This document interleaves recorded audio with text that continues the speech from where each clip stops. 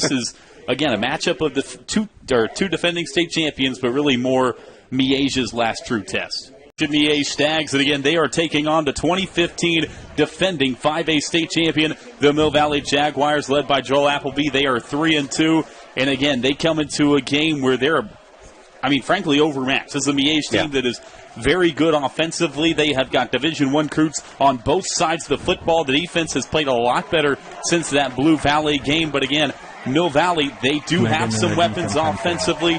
They're going to need to get rolling early in this game. Jeremy, what are you looking for as we get ready to get this one tipped off from Miege? Yeah, I think the defense, Mill Valley's defense, is going to have to do a good job somehow, some way. And it's going to be tough because not only do they not have their starting defensive end, Blaine Bordeaux, but they also have Brady Rouse, the other defensive end, a senior leader. He was not dressed out here tonight in pads, so that's a little bit of a surprise. He came into the game with 23 tackles and 6 hurries, so having 2 starting defensive linemen out against an explosive offense like Bishop Miege, that's not a good recipe, but they're going to have to find a way to, like you said in the pregame, Cameron Young's going to have to be able to run the ball efficiently. Mill Valley cannot be just pass like they were against Blue Valley a couple of weeks. They got to find a way to run the ball and be more balanced and maybe keep that Bishop Miege offense off the field. The Jaguars in their white road uniforms. They've got the all-white helmet, the black pants, black numbers, black letters on the jerseys, and Bishop Miege in those traditional home red uniforms. They've got the red helmet, the big white M on the helmet, and the gray pants, and they will drop back to return the opening kickoff, and it will be the deep man, Jafar Armstrong. He is a University of Missouri commit. The wide receiver hasn't put up as stellar numbers as he had his junior and sophomore season, but still a very talented receiver on the edge is Jafar Armstrong. He is side by side with Bryson Cobbins, the other return man, only a freshman, 5'8", 155 pounds. Mill Valley has got this one teed off at the 40. It is week 6 in Kansas high school football. The 2015 defending 5A state champ on the road against the defending 4A1 state champion, the Stags of Bishop Miege High School. I'm Tim Spurl. He is ESPN's Jeremy Crabtree. We're very happy to have you along on 810 WHB's High School Game of the Week. And let's get this one going. Cobbins, Armstrong, they stand at the 10-yard line.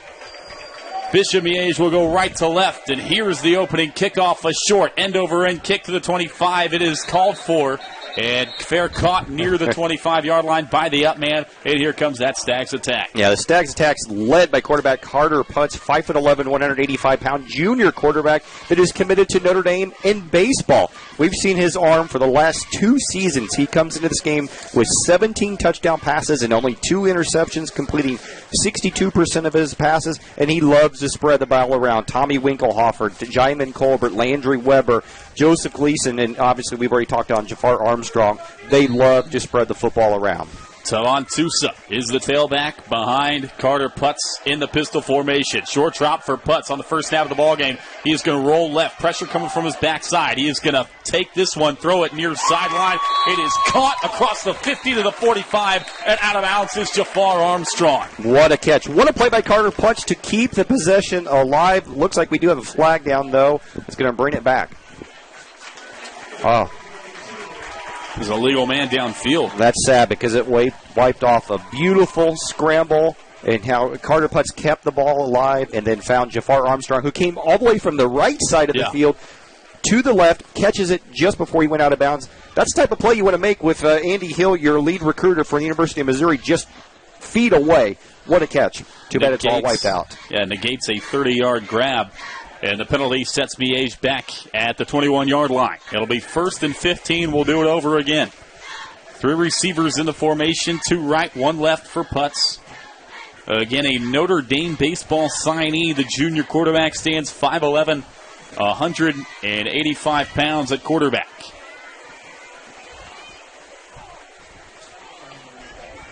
Long time getting set up here. Equipment malfunction, looks like. And now finally we go. On a 1st and 15, they spread out and go empty 3 to the right, 2 to the left. Short drop by Putz. Looking left. Rainbows deep left side. Got a man. Caught across the 50. Stumbling to the 40. Takes a step inside the 30-yard line, and he's dragged down right there. Landry Weber down the scene, and just like that, the Stags are in Mill Valley territory. Yeah, for those of you who don't know, Landry Weber is the son of Stan Weber, K-State color man. And Landry is starting to get some more looks. And plays like that will go on his highlight tape, and college recruiters will love it. Just a great, great play. Quickly back to the line. They're going to toss it right side. Running that way is Tusa. Dodges inside 1 across the 20, 15, 10, 5. He'll walk in. Tavon Tusa. 2-play drive. And 29 yards later, Tusa scores on the ground. And it's 6-0 Miege. Well, Tusa scored, but the hole was opened up by Colin Grunhard. Tim Grunhard's son, so many famous sons here on this Bishop Miege offense, and Colin Grunhard did a tremendous job pulling from his center spot around the right side and opened up a massive hole, and Tusa just danced right into the end zone. Not what you want to happen for Mill Valley. This Miege offense is explosive, and they showed it right there. Extra point kick is up and good. We're 31 seconds in. It's 7-0 Bishop Miege on your 810 WHB High School Game of the Week. Oh, boy. That was a little too easy. Red tags have been posted at all.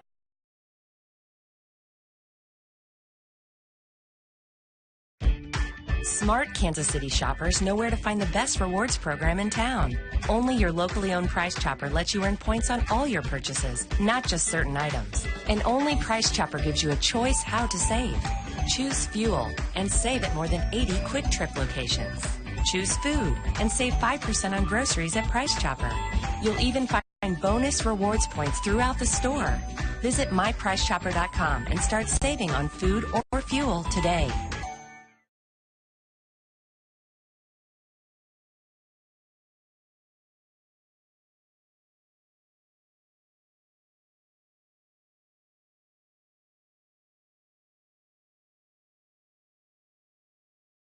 (816-741-6966), and be sure to tell them that Stephen St. John sent you. The ensuing kickoff is fielded by Ben Hartman, and he scampers out across the 25-yard line, and here comes that Mill Valley offense. And Jeremy, tell us a little bit about what to expect from this Jaguars attack. Well, they are a big play offense. They have got average about 505 yards a game, so they certainly can hang with this Bishop Miege defense. They had 335 yards against Blue Valley, but rebounded last week with 525 yards against the good St. Thomas Aquinas defense. They're going to have to score early and often to keep up tonight, as evidenced by that first drive by the Bishop Miege offense. So Mill Valley opens with 4 receivers in the formation for Brody Flaming. Takes the pistol snap, throws quickly left side. A hitch route is complete. A diving grab made at the 30-yard line by Evan Rice, called a gain of 5. It's interesting. They're going fast, but I kind of like what you thought. I thought maybe go a little bit slower tonight. I know they want to go fast, but keep that Bishop Miege offense off the field as much as you can. Cameron Young in the backfield behind Brody Flaming, still in the pistol set. Gives to Young, running straight up the middle, takes contact, drives his feet forward. He's got a first down to the 36-yard line on a gain of 6. Yeah, Cameron Young, keep in mind, he was not there in that Blue Valley game. Got injured, did not hardly play at all. Had played 2 plays, and then just was gone, and that offense just was not the same without that running threat. Flaming gives to Young, right side, and he gets popped at the line of scrimmage. Nowhere to go for Cameron Young off right guard. Now that's inside linebacker Dylan Downing. Obviously the younger brother of the star running back of last season. Dylan's developing into a really solid player on his own. 46 tackles, add another one with that big hit. It'll be 2nd and 10. They'll line up 3 receivers to the right side. Flaming gets his call. He stands at 6'2", 204. Also a junior for this Mill Valley club. They are young across the offensive line, across the specialty positions. We have a flag that flies here, and a false start for Mill Valley will set him back 5. Yeah, Peyton Marlowe, the tight end, was flexed out, and he just tried to go a little bit early. You cannot make mistakes when you're trying to pull off a big upset like this. Not what the Mill Valley offense wants to be, the 2nd and long. 2nd and 15. Mill Valley starts in a little bit of a hole here on this drive. After a quick first down, they set themselves back to the 31. 3 right, 1 left in the formation. Out of the shotgun this time goes Flaming. Miege brings 4. Rolling to the right side is Flaming. Now he's going to step up and throw deep over the middle. It is intercepted. Undercut and picked off. It is the corner, Jaden Johnson for Bishop Miege, who picks off the long ball. Well, they teach quarterbacks to do a lot of things, but one of the most important things they teach quarterbacks to do is to not throw across the field and throw across your body. And Brody Flaming thought he might be able to get one deep, but he threw it across the field, and Jaden Johnson had the inside leverage and goes up and gets the interception. Nice idea, but wrong place to put it. Send it to the other receiver streaking down the right sideline, not the left sideline. And you give Bishop Miege an extra possession, and you got to step up on defense here, or you're going to quickly be down 14-0. So Miege brings out their offense, and they get to the line real quick. 9:49 to play first quarter, 7-0. They've got the ball back after a Jaden Johnson interception just moments ago. 4 receivers in the formation for Putz. Out of the pistol, takes the snap, will flea flicker, gets it back. Now he's going to roll right through over the middle. It is completed to his tight end at the 36, and hit immediately was Tommy Winklehoff. Yeah, they were trying to go for the big home run right there to go up 2 scores like we talked about. Mistimed pitch in the backfield that threw the whole play off. Carter Putz lucky to get anything at all on that. Gain of 4. And quickly back to the shotgun. Empty set. Putz steps up. Here comes pressure from his backside. Evades. Gets out of the pockets. 40, 45 out of bounds. Near the 48. And he takes a late hit. Flags fly.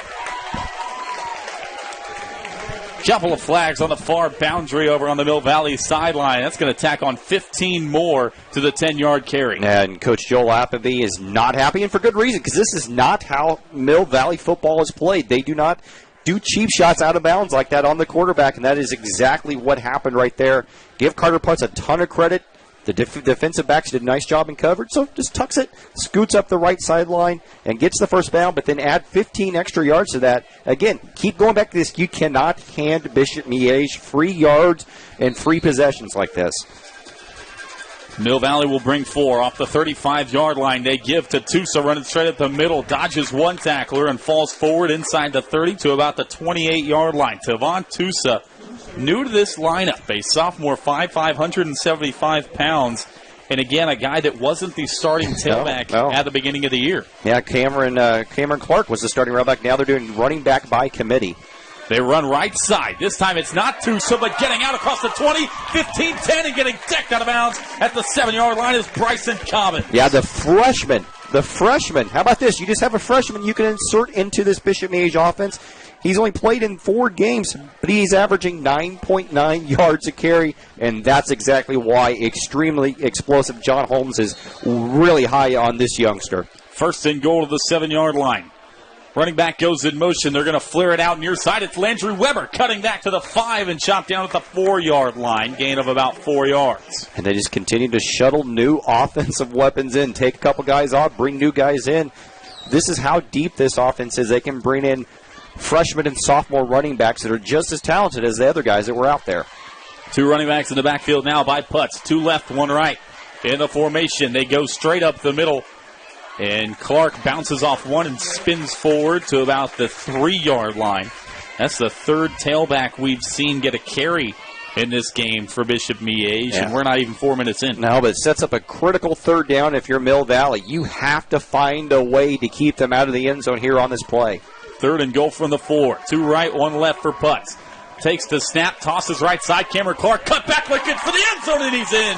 Cameron Clark, too easy from 3 yards away, and Bishop Miege adds 6 more, 13-0. Welcome back, Cameron Clark. Clark has not played since the Gardner-Edgerton game in week 2.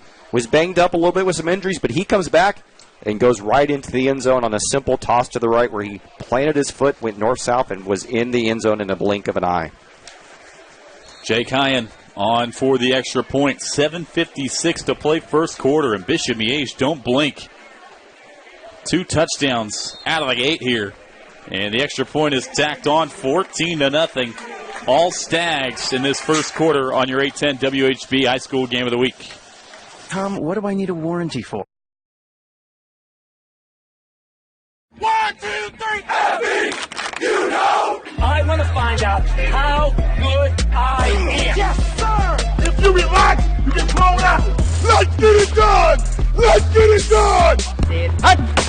What can you take advantage of right now? I can push myself way beyond what you think.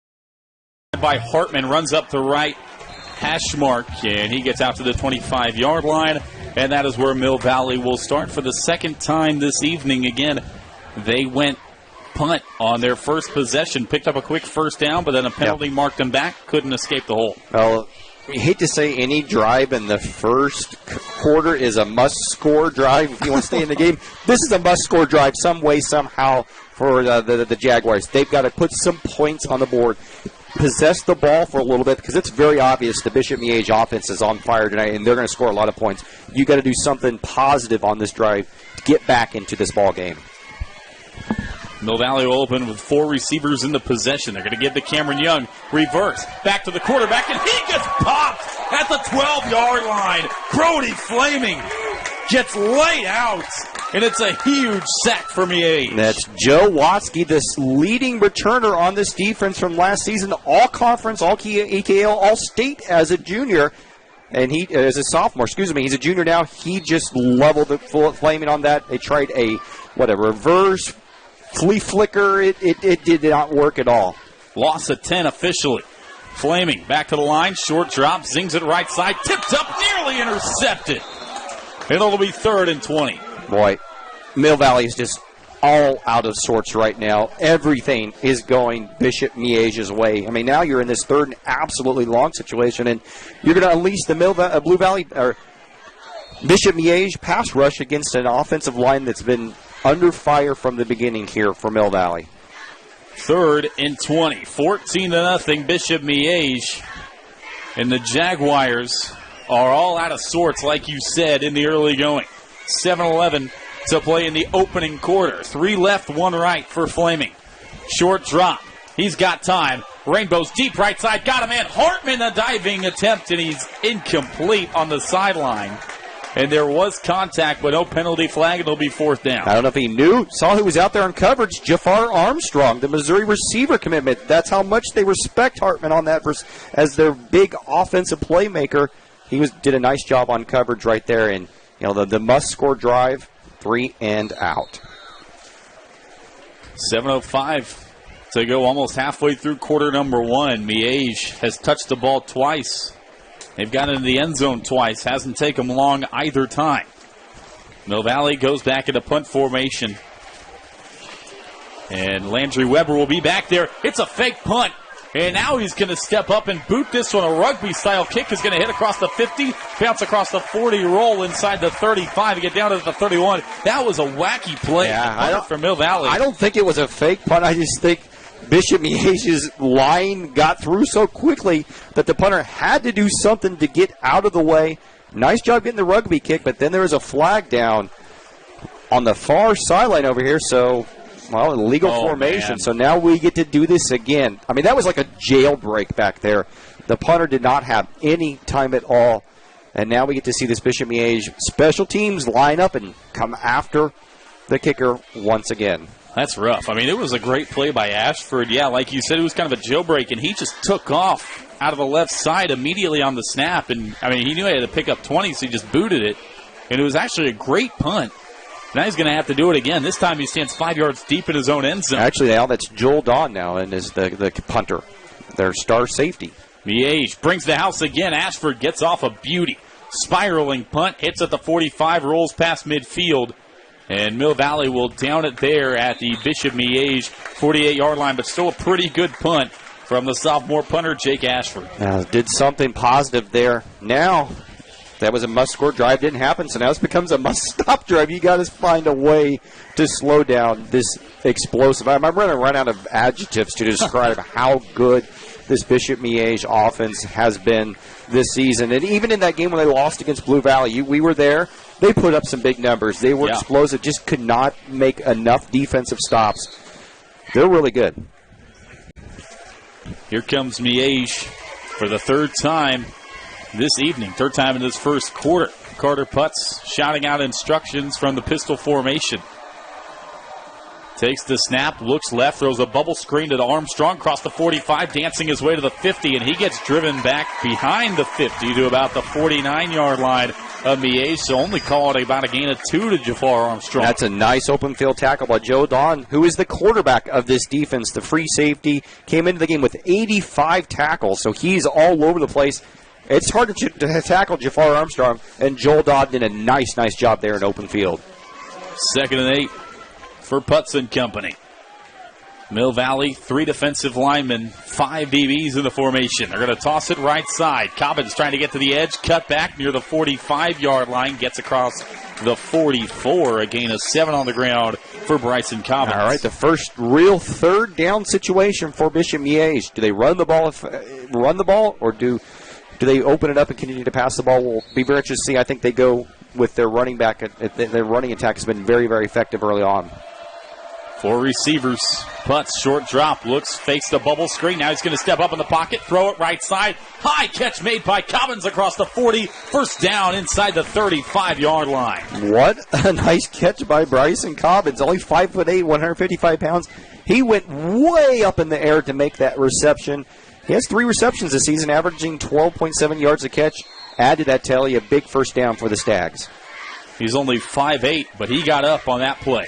Short drop by Putz, throws screen left side. Armstrong in the clear, picks up a block to the 30, inside the 20, and he gets dragged down at the 19-yard line.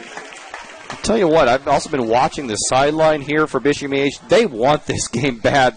Coach John Holmes is very fiery as it is, but he is ultra fired up tonight, emphatic with every first down and touchdown. He wants this W for the Stags. 5:12 to play in the opening quarter. Fakes the counter give. Putz is going to roll right now, throw off his back foot towards the right sideline, and a fantastic catch made on the sideline. Now they're going to say it's incomplete. Intended for, I believe it was Gleason over there on the far side. Yeah, the tight end of 6'5". He went up and got it, just could not get any of his feet down. He tried. I mean, he really legitimately tried to get both feet down NFL style. Just couldn't do it. The ball was just overthrown. It'll be 2nd and 10 for Bishop Miege. Up 14-0 midway through quarter number 1. They're going to toss it right side to Cobbins. The freshman gets across the 20 to the 15, picks up a block, and he's gone. Bryson Cobbins walks into the end zone 19 yards away. His 2nd touchdown of the ball game. It's 20-0. You know how wide open that play was? Colin Grunhard pulled from his center spot again, and he had nobody to block. There was nobody from the Mill Valley defense on the perimeter. What a play call. What a run. And, this is quickly turning into blowout city with 4:57 left in the first quarter. High and once again on for the extra point. In his 3rd extra point try. He's straight up and through. 21-0. Bishop Miege adds to their lead on your 810 WHB High School Game of the Week.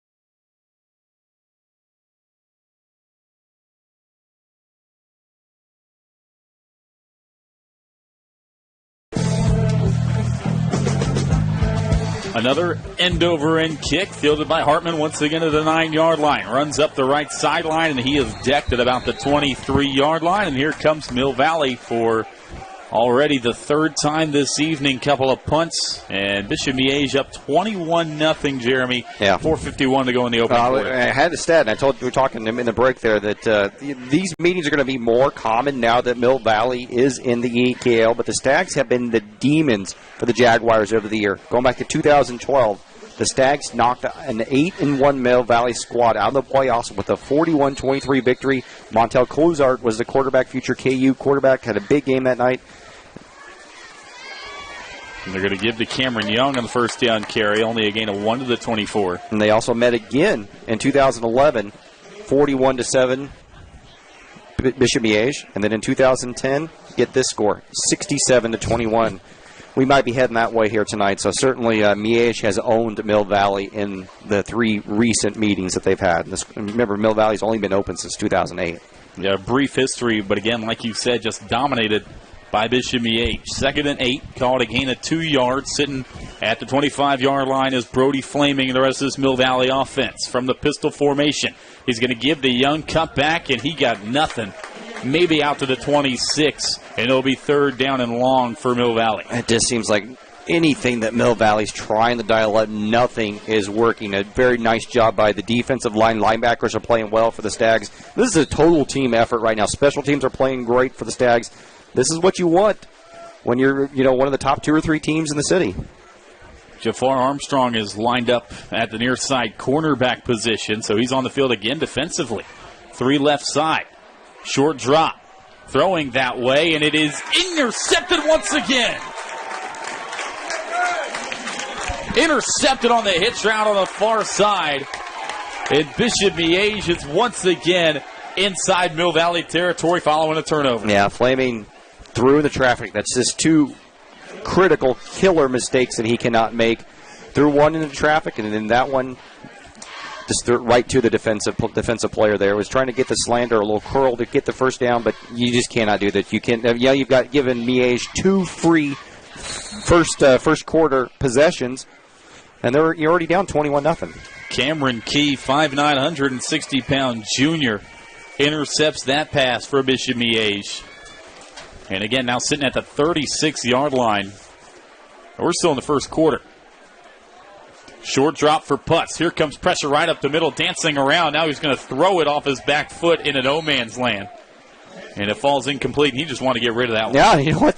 That's a heck of a play right there for Putz. He had 2 blitzing linebackers that came 3, and he was somehow, some way able to spin his body, flip around, and throw the ball across the line of scrimmage. So he didn't give the grounding penalty, but then also just a tremendous athletic play to throw it away. 2 receivers in the formation, 2 running backs in the formation.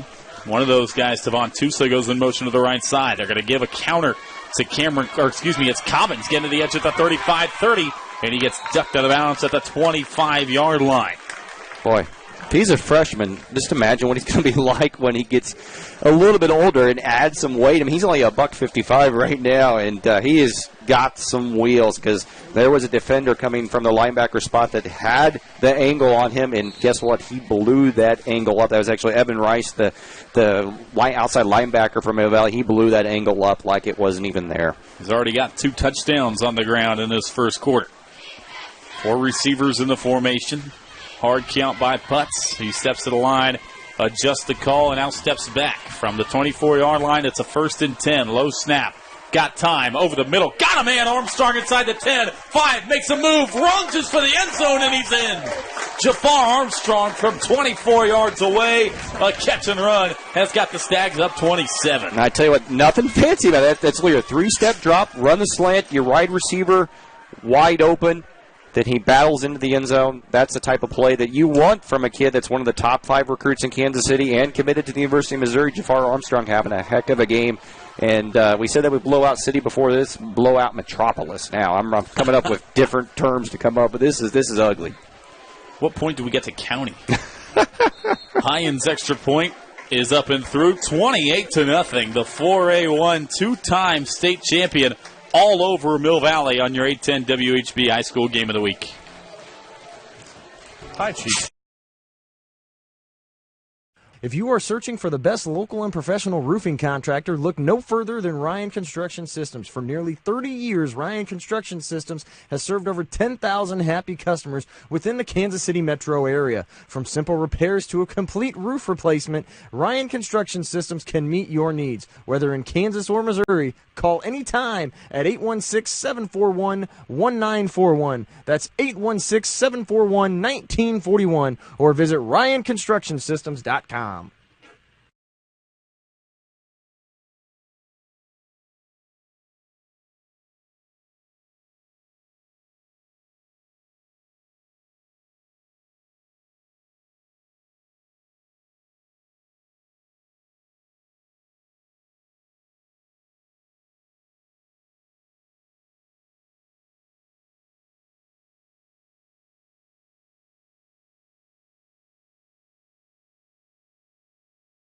On 810 WHB, 28-0, and an end-over-end line drive kick to the 5-yard line is going to be fielded on the run by Joel Dunn. Cuts it back to the left side across the 20, and he's dropped.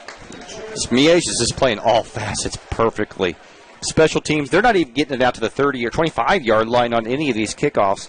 And there have been plenty of them so far, but wow, this is impressive. This is what you expect from one of the best teams in the metro area, and they've gotten better. I mean, maybe the competition isn't as good as they're used to, so we've seen this season, but they certainly, from that Blue Valley game in week 1 when we saw them, this offense is deadly, so much more efficient than they were that week.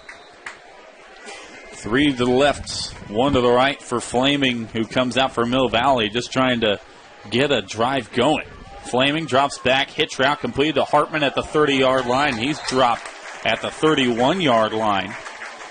I like that play call, though. Quick route. Don't let the pass rush get after you, but to get it into the hands, Ben Hartman, your big play receiver. Hartman, 18 yards a catch, 9 touchdowns on the season. Safe, easy play. Got some nice yardage. Quickly to the line, and now movement before the snap, and it looks like this one's going to go against Mill Valley. I think they got left tackle, left guard Jack Cooley there with the jump. That's just make one good play on first down, then you shoot yourself in the foot on second down. So they mark him back 5 yards, makes it a 2nd and 8. 3 left, 1 right for Flaming. Miege shows 4. They'll bring 4. Hitch route completed to Hartman again near the 33-yard line. He's gang tackled right there. It'll be right at the sticks. Maybe enough. Yeah, it's safe. Again, safe, easy play. If they're going to play off of you on that, play off, take the 5, 6, 7 yards on every single play. Here, Harrison Bryson, the backup cornerback, is giving Hartman plenty of room there. Throw those hitches all night. Do something positive, and that right there is about as easy pickings as you're going to get against this Bishop Miege defense. It is a first down to the 33-yard line. Only the 2nd first down for Mill Valley in this first quarter, and this is their 4th possession of the ball game. Pistol set for Flaming. He's going to throw it near side, and it is incomplete off the hand of his intended target, Logan Talley. It'll be 2nd down. Now, I still like the idea. Short passes where you get 3-step drops. They brought linebackers. Problem is they didn't have a chance to get there because Flaming had the ball out of his hands. Just got to convert, put the pass more on the money because Logan Talley was open on an out route. They split 3 to the right, 2 to the left. Empty set. Here comes pressure. Flaming steps up. He's going to roll left. Pressure from his backside now. He's going to throw off his back foot. Complete across the 45 and getting out of bounds near the 49-yard line was his slot receiver, Evan Rice. Nice play. Flaming saw the pressure, went to his left, and disconnected with Rice on the sideline. The Jaguars finally get something going against this Stag defense. Just shy of midfield at their own 49-yard line. Another first down on the drive. Bubble screen right side is over the head of Logan Talley. Just a poor throw there by Flaming, and that was something that we saw a couple of weeks ago. Exactly right. No, I was getting ready to say the same thing. We saw that a lot, especially when they were the Blue Valley defense started to ratchet up the pressure, and they knew that he had to make throws either on critical third downs or when they were trailing by a score or two. Flaming just got very inaccurate, and right there, that was one just that got away from him. That could have been an easy another 5, 6, 7 yard completion. Flaming shotgun snap. He's going to throw it over the middle, and it's incomplete. Tried to force it into a real small window there for his tight end, Peyton Marlowe, and I don't really like the read there made by Fleming. I don't like the read. And then also, I think the Stags got lucky there because they had two defensive players all over Marlowe there. Joel Appleby wanted the pass interference call. He's showing a lot of emotion on that far sideline. This is just not what he expected. He expected his squad to bounce back from a tough loss, but boy, it just seems like this Jaguar entire roster seems flat right now. It'll be 3rd and 10. Still sitting at their own 49 are the Jaguars of Mill Valley. Marlowe goes in motion to the right side. Shotgun snap. Got time over the middle. It is through the hands and incomplete. Intended for Logan Talley once again. And it'll be 4th and 10 now for Mill Valley. Yeah, Flaming had the receiver open, but then felt the pressure coming from defensive tackle Danny Wallace, and he overthrew Hartman. Hartman was open, would have been a first down. Felt the pressure, threw the ball quickly, maybe a half second too soon, and then overthrew the receiver. 4th and 10, the offense stays out there, but we may see Flaming punt the football here.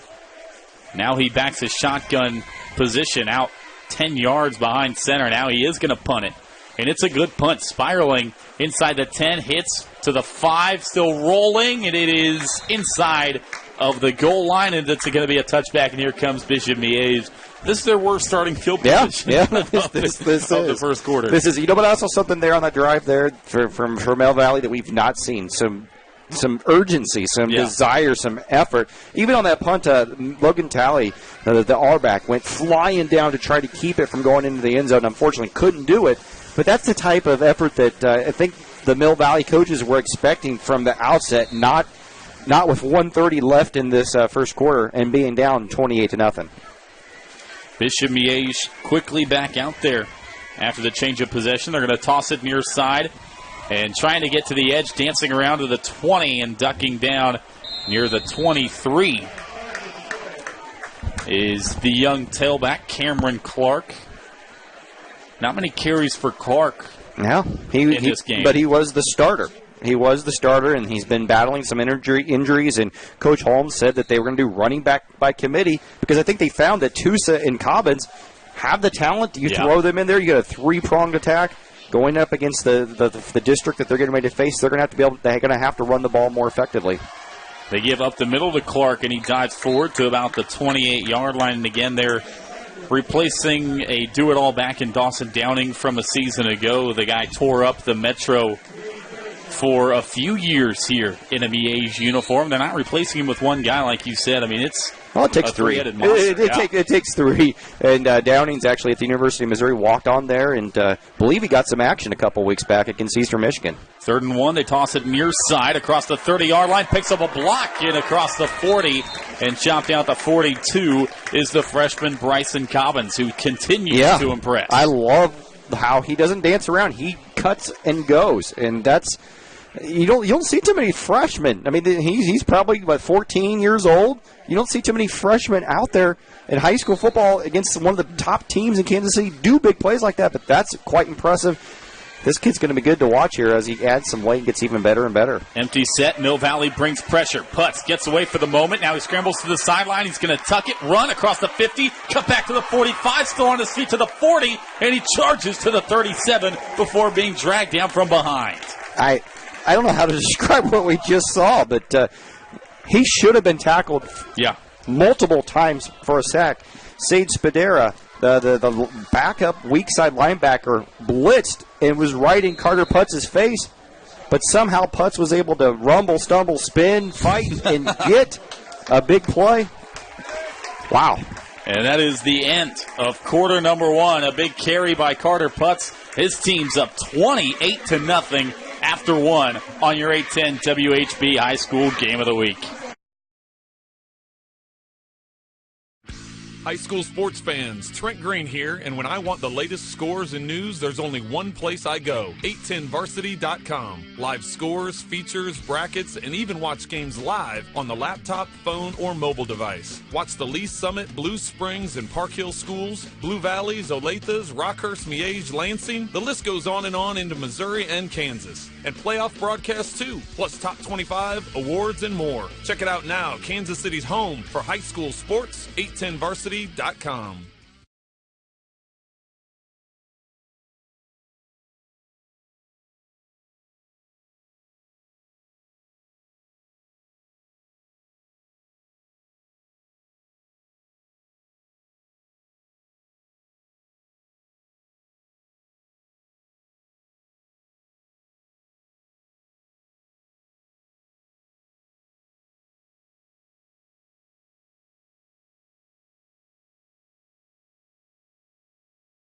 Back to Sports Radio 810 WHB's High School Game of the Week. I'm Tim Spurley. He's Jeremy Crabtree. It is a 1st and 10, and we have a flag at the snap and a false start for Bishop Miege. And Jeremy, that first quarter again. Wow. Blitz attack. I mean, yeah, everything that could possibly go right for the Stags went right, and then on the flip side, everything that could possibly go wrong for the Jaguars went wrong. It was just total domination. Mill Valley 3D linemen. They bring 4. Putz got a lot of time, though. Rainbow's deep right side for Armstrong. Got him inside the 15 and chopped down inside the 10-yard line. What I liked about that catch by Armstrong is he went up and got it at the high point. He did not let it come down to him and let the defensive backs maybe stab it away. That's a nice catch. That's what big-time receivers do when they have traffic on their back, and he did a nice job of going out and get that. A 3-year starter for the Stags of Bishop Miege. 1st and goal to the 9. Short drop, Putz throws for the end zone. Got a man out there. Touchdown. Landry Weber from 9 yards away, and 6 more on the board for Carter Putz and company. Well, that was almost too easy. Again, just a simple flag route. You run to the corner, and he was wide open. Cut around the, maybe a little bit of a pick from Jafar Armstrong, but it doesn't matter. Laid out perfectly by Carter Putz. His offensive line gave him just enough time. There was a blitzing defender that got through right at the end, but again, just pinpoint accuracy by Carter Putz all night long. They're going to go for 2. Landry Weber running it right up the middle, and he is stopped, I believe, just short of the end zone. And they missed the 2-point conversion, but it's still 34. Now they're saying he's in now. I thought he was in. Yeah, it looked like he was easily in. So real late signal, and I guess we'll give them 2. But either way, Bishop Miege up 5 touchdowns on the Jaguars of Mill Valley on your 810 WHB High School Game of the Week. If you are searching for the best local and professional roofing contractor, look no further than Ryan Construction Systems. For nearly 30 years, Ryan Construction Systems has served over 10,000 happy customers within the Kansas City metro area. From simple repairs to a complete roof replacement, Ryan Construction Systems can meet your needs. Whether in Kansas or Missouri, call anytime at 816-741-1941. That's 816-741-1941, or visit RyanConstructionSystems.com.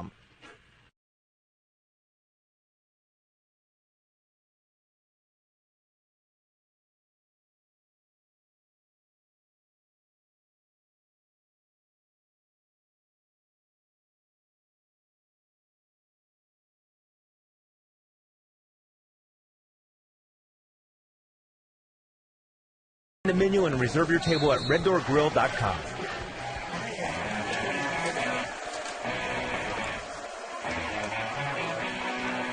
$36-0, and a line drive kick once again is going to be fielded at the 9-yard line. Up the left hash mark, dodges past 1 and falls forward to the 24-yard line. That was the returner, Ben Hartman, and here comes Mill Valley down 36-0.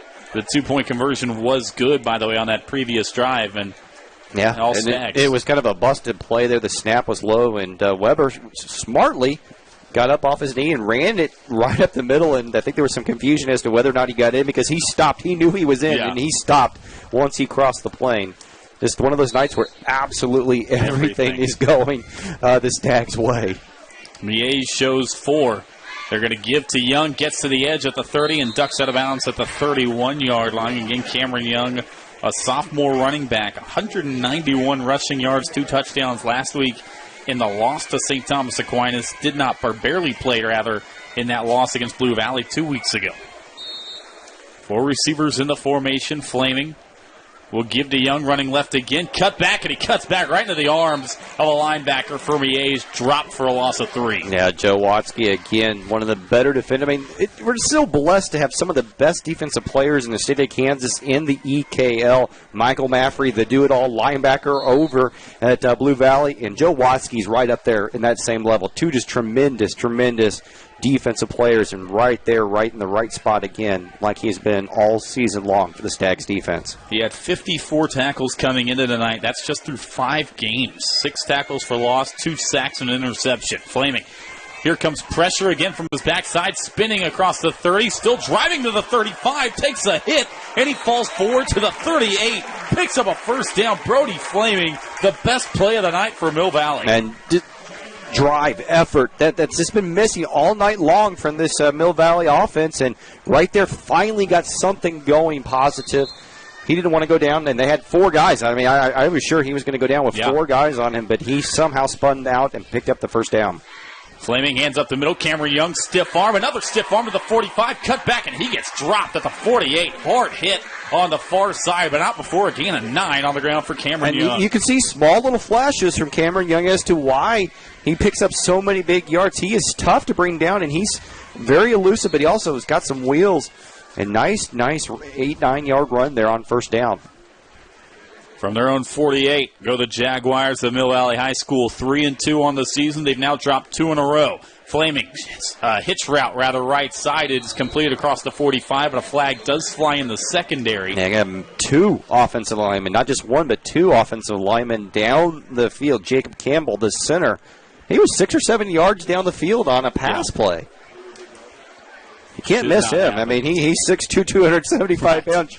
You're not going to miss him out there, and he was way down the field. That was a no-brainer call. So negate the first down for Mill Valley, and the penalty is going to mark him back 5 from the original line of scrimmage. And it wipes out a good play. Yeah. It was a big yardage play on first down and on second down. That's tough. Mill Valley still yet to get across midfield this evening. And we've got 9:58 to go before halftime. 4 receivers in the formation. Flaming, shotgun snap, short drop, got time. Slant route is off the hands and incomplete, intended for Evan Rice. Just a little bit behind him, but the receiver's got to help the quarterback out a little bit there. I mean, there was no doubt. That was behind him just a tad, but Evan Rice, usually very sure-handed. I mean, he's got 21 receptions this season and 2 touchdowns. He just didn't come up with it. You got to catch that one, especially when you're down and you're trying to do something positive. Now you're 3rd and 6, and your offense has just struggled on that long. You got to come up with a play like that somehow, some way. 3rd and 6 for Mill Valley. Still just trying to get across midfield. Flaming, high snap, steps up in the pocket. He can run it if he wants to, and he will. Touchdown across midfield, spins to the 45, on his feet to the 40. Far sideline, 35-30, chased down and pushed out of bounds near the 25-yard line. Brody Flaming, the 2 biggest plays of the night for Mill Valley. Yeah, nothing fancy on that play. It broke down because the Bishop Miege defense played coverage. They went back and coverage, and the one guy they didn't account for was the quarterback. And Flaming can run the football. And he's got 2 touchdowns on the ground. And right there was able to sneak through and pick up a big first down on the scramble. Short drop, moving quickly, steps up. He's going to scramble to the left, gets caught from behind and thrown to the turf. Back behind at the 33-yard line. Joseph Gleason, and got a tweet from a couple reporters earlier this week to keep an eye on him. Joseph Gleason, maybe one of the best kept secrets in the state of Kansas. 6'5", 225, plays tight end. We saw him almost come down with that reception earlier. He wrestled, threw him down the ground, WWE style right there. It's a loss of 5. Make it 2nd and 15 from the Mill Valley 29-yard line. Joel Appleby's team just trying to get points before half. Give up the middle to Cameron Young, spins his way across the 25 to about the 23-yard line. Call it a gain of 6. I mean, you can see little flashes with Young. You continue to see positive yardage. Now you still have that third and long situation, though. Again, we talked about it earlier. This is a young team, especially offensively. Sophomores, a couple juniors in this starting lineup. Offensively for the Jaguars, next year, this team will be something to mess with. Flaming throws it right side in the flat, complete shoestring catch made and diving forward to the 18. There is a flag down. They're going to get another man downfield. Right tackle Alex Derrick was, again, he was at the 15-yard line. And I know what they're trying to do. They're trying to throw that ball behind the line of scrimmage where they let their offensive line, and then their offensive lineman can get downfield. Yeah. But that throw was 5 yards down the field. And then there you have your receiver, your offensive lineman, who was at the 15-yard line. And Joel Appleby's not happy about that call, but it's the right one from up here. That ball was thrown past the line of scrimmage, and your offensive lineman was way downfield. I mean, they've got to at least be able to delay getting up the field. There is a timeout taken here by the Jaguars after the penalty. I mean, your receiver's got to run the shorter route and run by the line of scrimmage to get your quarterback to throw it there. This shows you how miscombobulated. I remember, again, trying to think of words to describe just how off they look tonight, because this is a Mill Valley offense that came in averaging 500 yards a game. And you look at who they've beaten this season, they put up 30 points in each of their games. 35 against a good St. James team. They scored against Blue Valley. They put 28 up. But that was the only game that they did not score 30-plus points. But still, they put up points, and they're a good offense. And tonight, just nothing's working at all. And Blue Valley's arguably the best defense in the state of Kansas. Yeah. And in that first half, they played extremely well. No question. They were right there in that game. Empty formation again for Flaming. Takes the snap. Got time. Now he's going to roll to the right side. Here comes pressure from his backside. He's going to throw it out of bounds on the far sideline. Ooh. And Flaming's going to have to get picked up off the turf, and one of the coaches over there is hot at Flaming. Got almost had a late hit there on the quarterback. I don't know if they called it. They called the roughing the passer. Yeah, I don't know if the flag even ever came out. It was pretty obvious. But, you're right. The coach was very hot at Flaming. I think he did not I think he wanted him to do something different, or maybe he missed a read there. Penalty gets enough for the first down. Yeah. Yeah, I mean, he took a shot. That's a silly play by Bishop Miege, because, again, he's just throwing that away there. He's on the run, going towards his sideline. It would have been fourth down. Yeah. But now it's 1st and 10 from the 14. 4 receivers in the set. Flaming gives to Young, running right side, spun down at the 9-yard line. Gain of 5. All right. Still, again, your offensive line hasn't played well tonight. A lot of mistakes, but see if you can man up here and get one into the end zone. Do something positive as an offensive line to get your quarterback enough time to make a pass or open up a nice hole for your running back. Do something. I mean, this offensive line was what Coach Appleby thought was the strength of this team, and they're just making a lot of mistakes tonight. Young right up the middle, and he runs right into a wall at the 10-yard line. No gain, and it'll be 3rd down for the Jaguars. The wall's name is Joe Watsky. He was right there. Again, he's not the most fleet-of-foot linebacker that you're going to find out there, but he is always, always, always near the play because he makes tremendous reads. Coach Holmes just cannot talk enough about how good he is at understanding what they want from this Stags defense, and he was right there again and laid a big-time lick. 3rd and 5 off their own 9-yard line, from the Miege 9-yard line, rather. Short drop, Flaming, throws corner of the end zone, caught, touchdown! Logan Talley from 9 yards away, and Mill Valley's on the board. There you go. Offensive line did a nice job right there, giving Flaming enough time to hit Talley on a corner route in the back of the end zone. And signs of life here from the Jaguars. Just ran that corner route like you said, and that's an easy read for a quarterback. That's something that you run a lot in practice. You're watching that an easy read for a quarterback when you have time, and he's not had a lot of time tonight. The offensive line hasn't helped him out, but they did a nice job right there. Miege dropped back a little bit. They didn't bring the pressure, but pinpoint pass right there. Something positive for the Jaguars. Extra point is up and through. So 36-7, but Mill Valley finally strikes. 6:49 to go before halftime on your 810 WHB High School Game of the Week. when it comes to getting your...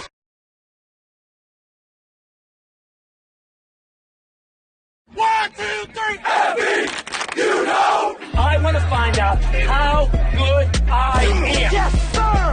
If you relax, you get blown out! Let's get it done! Let's get it done!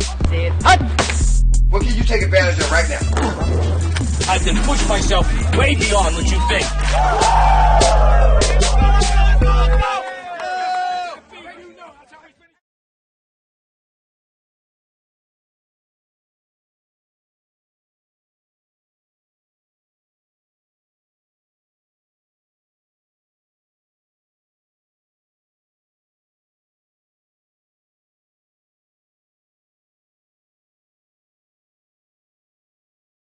Or check them out online at DalesAutoCollision.com. Dale's, taking care of cars, taking care of customers since 1987. So after the touchdown, it is going to be a high, short end-over-end kick fielded at the 21-yard line.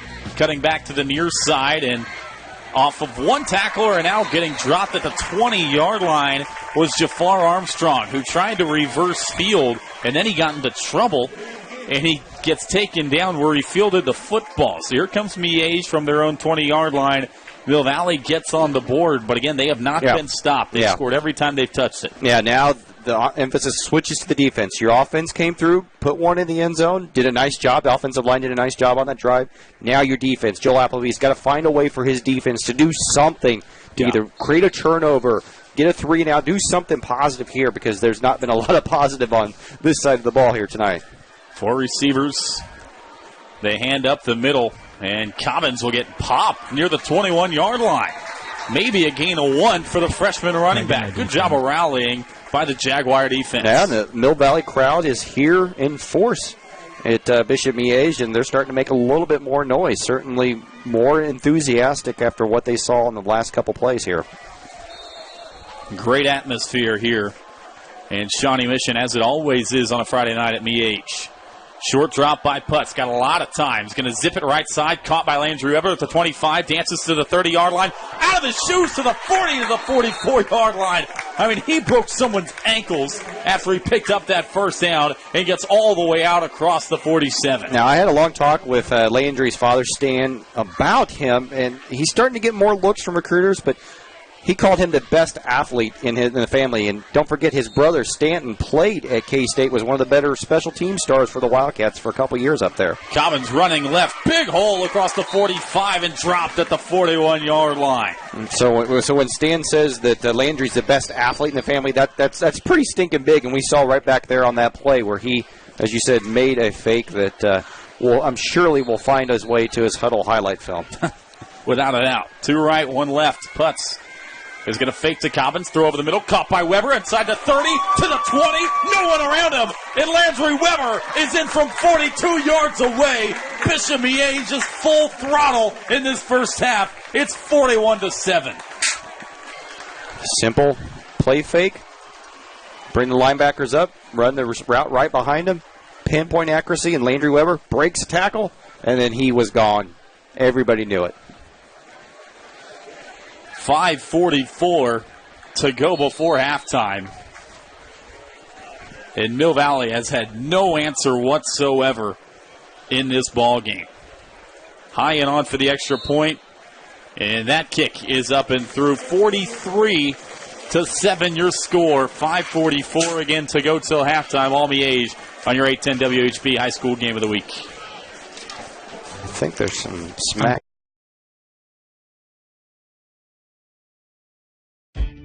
Smart Kansas City shoppers know where to find the best rewards program in town. Only your locally owned Price Chopper lets you earn points on all your purchases, not just certain items. And only Price Chopper gives you a choice how to save. Choose fuel and save at more than 80 Quick Trip locations. Choose food and save 5% on groceries at Price Chopper. You'll even find bonus rewards points throughout the store. Visit mypricechopper.com and start saving on food or fuel today.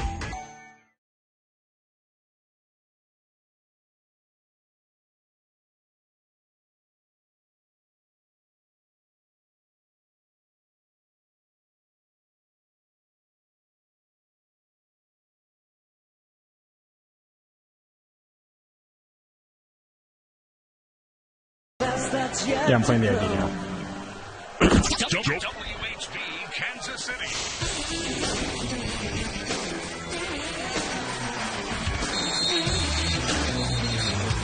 So Ben Hartman returns the ensuing kickoff out across the 30, steps out of bounds near the 34, and here comes Mill Valley. And again, haven't been able to stop them. Now down 43-7. You still have 5:38 left in the second quarter. Yeah, Tim, this could easily be Texas Tech style, spread against like Lamar or Henderson State or something like that. The way that this is going. 3 right, 1 left for the Jaguars. They scored on their previous possession. Got a big mountain to climb on the road. Play fake, and now Flaming is going to step up into a sack. He actually picked up a yard, so he spun out of it and picked up a yard. But still nothing doing on the first down play. Yeah, it's one of those run-pass options. He picked pass. He should have picked run. So after the incidental gain of a yard by Flaming, it'll be 2nd and 9, and it looks like they're going to line up empty set. Miege lines up with 5 DBs, 3 linebackers, and 3 down linemen to match up with the empty formation. Flaming, short drop, throws right side, completed. A first down across the 45 to the 46 where his man is taken down. And a first down, that is Peyton Marlowe, the tight end.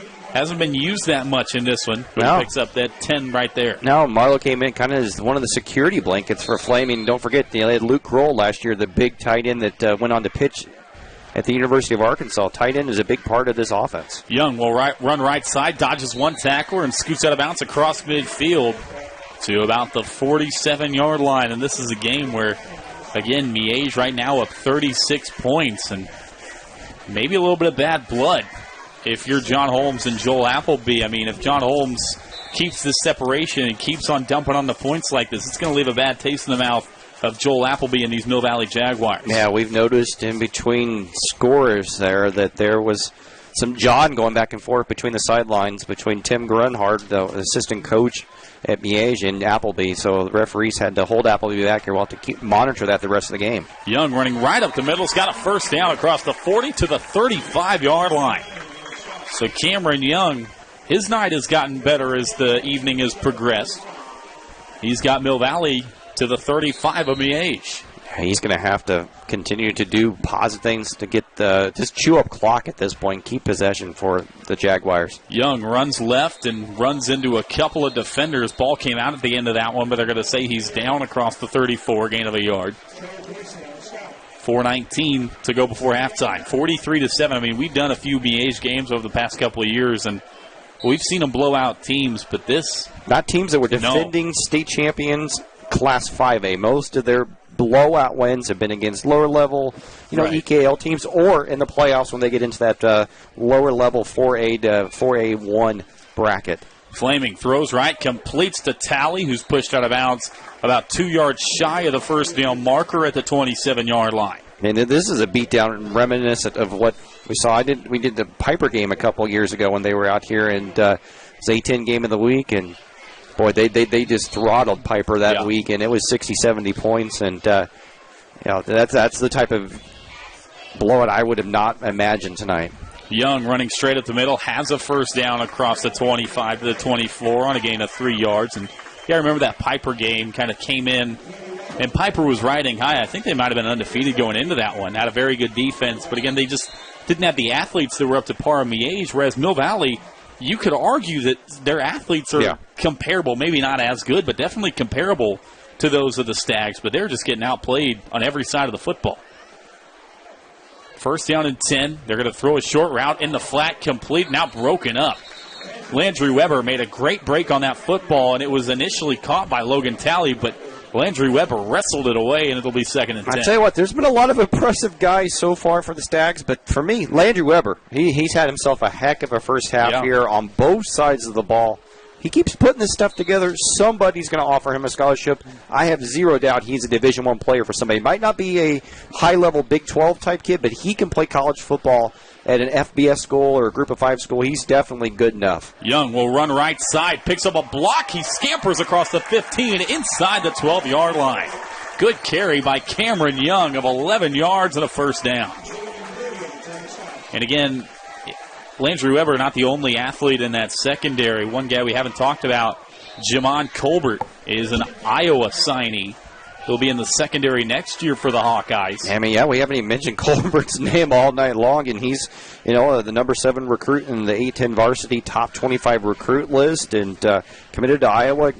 We just haven't called his name at all because they just haven't had to do a ton on defense. Young runs into a wall, and he's going to get dropped in the backfield, maybe a loss of 2. Nobody could get a hat on a helmet there for Mill Valley across the offensive line. And it's going to be 2nd and 12. 2:45 to go before halftime. 43-7 again. Miege in control of this one over the Jaguars of Mill Valley.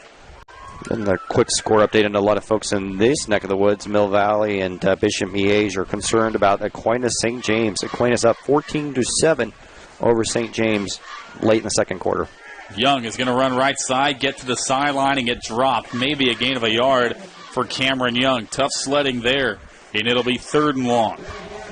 Yeah, also on the Missouri side, the other big game in the city is Blue Springs versus Blue Springs South. No surprise here. Number 1 Blue Springs up 17-7 over Blue Springs South. We saw Blue Springs South last week. Just don't think they have enough offensive firepower to stay with the number 1 ranked Wildcats. Yeah, it's not really a shocker after what we saw last week. Yeah, Lee Summit is up 20-0 over Ray Peck. I mean, I'll tell Chad Rader again, I think Lee Summit's one of the top Real 2 deal. or 3 teams in the city, and they continue to play that way. I mean, they're good. Granted, their loss was against Blue Springs. Yeah. They're not Shawnee Mission East. They're not Rockhurst. But they're doing everything that they need to do, putting people away. And they've got a quarterback. Dalton Hill, we saw him last week, six touchdowns? And 5 through the air, 1 on the ground. And, he's a legitimate Simone Award candidate. And they're the real deal. I mean, it's going to be fun come playoff time. And, for this Bishop Miege team, playoffs technically kind of get started here next week as they move away from EKL play and then move into their 4A Division I playoff bracket. Their district play. They go to Eudora next week. They go to DeSoto on the 21st, and then they have Spring Hill back here at home. To be very honest, I don't know if there's anybody that'll be able to handle them. No. Eudora's 2-3. DeSoto is 4-1. That might be a tough test on the road and on the 21st of October. But and Spring Hill's 3-2. But don't see a ton of challenges ahead for the Stags. They should cruise again into the brackets. Out of the timeout, Flaming will throw for the end zone, and it's incomplete. And that's going to bring up 4th and 10 out of the timeout. So 1 timeout remaining for the Jaguars, and we'll see if they keep the offense on the field here. Now they went back to that corner route. They scored the touchdown. It was open briefly, but again, Landry Weber closed the gap from his safety spot, did a nice job of just getting enough on the receiver to keep him from getting the reception. 2:12 to go before halftime here at Dixon-Dahl Stadium. From Bishop Miege High School, I'm Tim Spurl. He is ESPN's Jeremy Crabtree. All Stags on this early October evening. 4 receivers, Flaming, short drop, got time. Going to throw it right side for the end zone, and it's incomplete.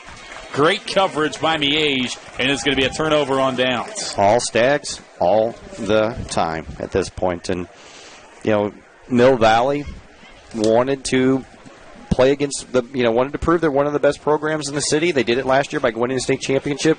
Now they're in the EKL. They were an independent last year. They were in the Call Valley before. Welcome to the EKL, the Jaguars.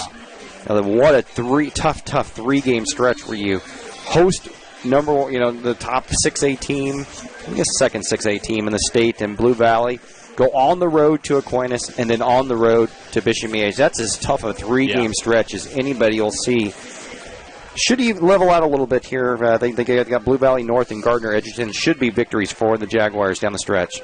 Low snap to Putz as he steps up, evades 1 sack, runs across the 13, and slides to the 14-yard line. gain of 3 as the quarterback Carter Putz decides it's better to just tuck that one instead of try to force one in. It'll be 2nd and 7 inside 2 to play. I mean, this is how wide open 5A is. Slagle would have been the number 1 seed in the 5A East bracket, so there's still a chance for Mill Valley to do some damage, and Aquinas too. This one completed over the middle. Landry Weber, stiff arm across the 50, picks up a block to the 40, 30. He can go again, and he will. Landry Weber from 86 yards away scores another touchdown for Bishop Miege, and it's now 49-7. All right, we've talked about Landry Weber, and that was another tremendous play by Weber for breaking free on the touchdown. We've talked about Carter Putz and his accuracy, but how about this offensive line continuing all night long to give the receivers time to run those intermediate to deep routes that they're catching them on, but then also time to give Carter Putz the opportunity to throw the ball. Jack Burns, Henry Danberg, Colin Grunhard, Max Anderson, Josh Muir, all have been on point tonight, and it's, again, absolutely ugly right now. Extra point is up and good, 50-7. A minute 30 to go before half on your 810 WHB Game of the Week.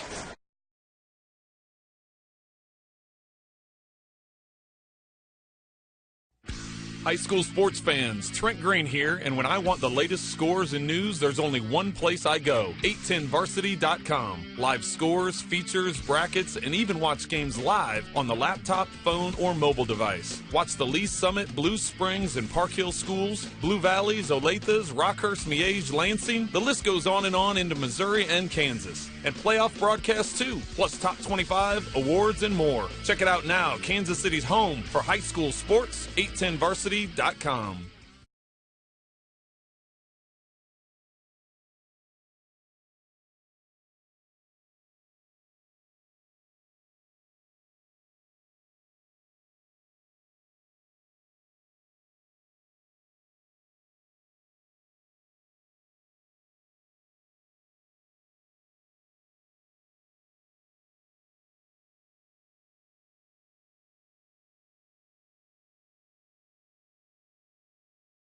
The third touchdown on Landry Weber's evening.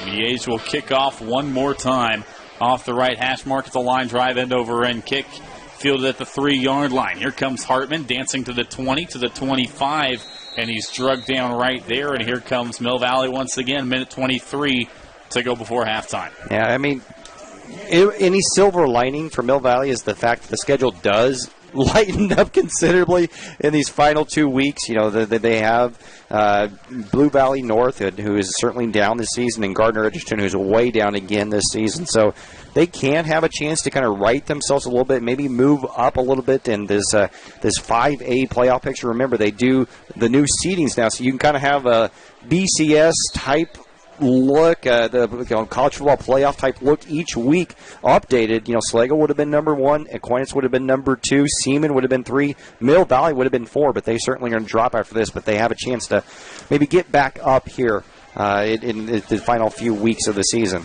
Young carries, spins forward for a gain of a yard at the 26-yard line, and you can check out all of that at 810varsity.com. That was updated for the first time this week with the playoff seedings if the season were to end today, and I imagine that they'll continue to update that as the season continues to roll on towards the playoffs.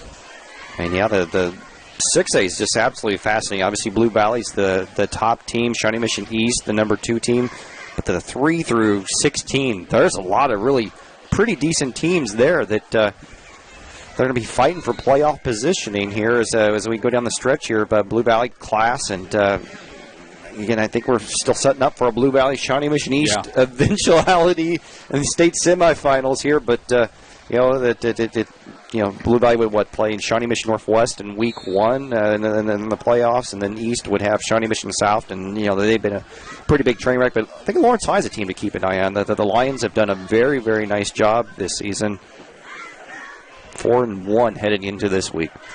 Cameron Young ran left side for about 3 yards, and it's third down, but Mill Valley is just going to walk away and go into the locker room down 50-7. A 43-point lead for the Stags. Total domination in the first 24 minutes for Bishop Miege. Joel Appleby not happy with his squad. He's got them huddled up at midfield, and they're going to get a talking to at the break. 50-7.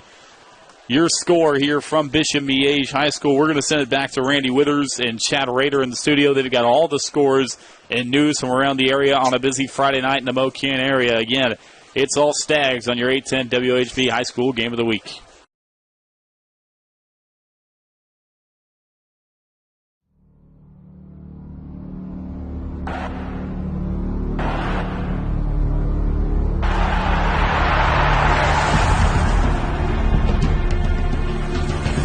This is a getting to know the college football stars of tomorrow, the U.S. Army All-American Bowl, getting ready to kick off.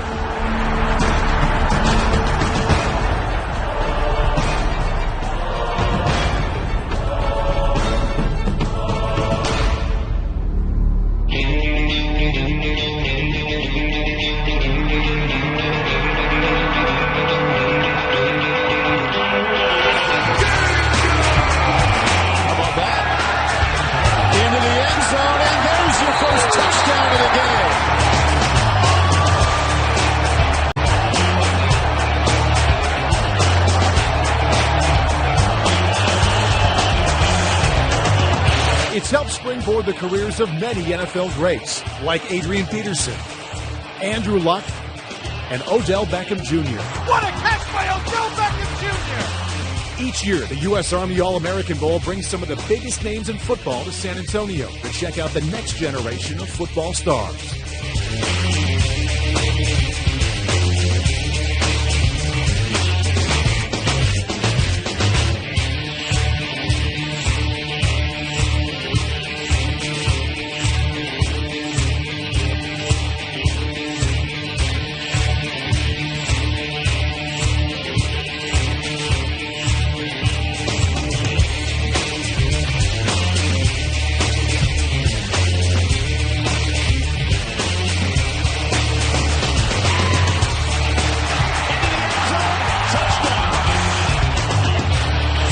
All-American Games, the creator and owner of the U.S. Army All-American Bowl, also for the FBU National Championship. The premier youth football tournament in the country. What they do in college hoops in March, they do in youth football in December. 29 states overall represented. 64 teams started out with the dream. Just 2 remain playing in the national championship here in Naples.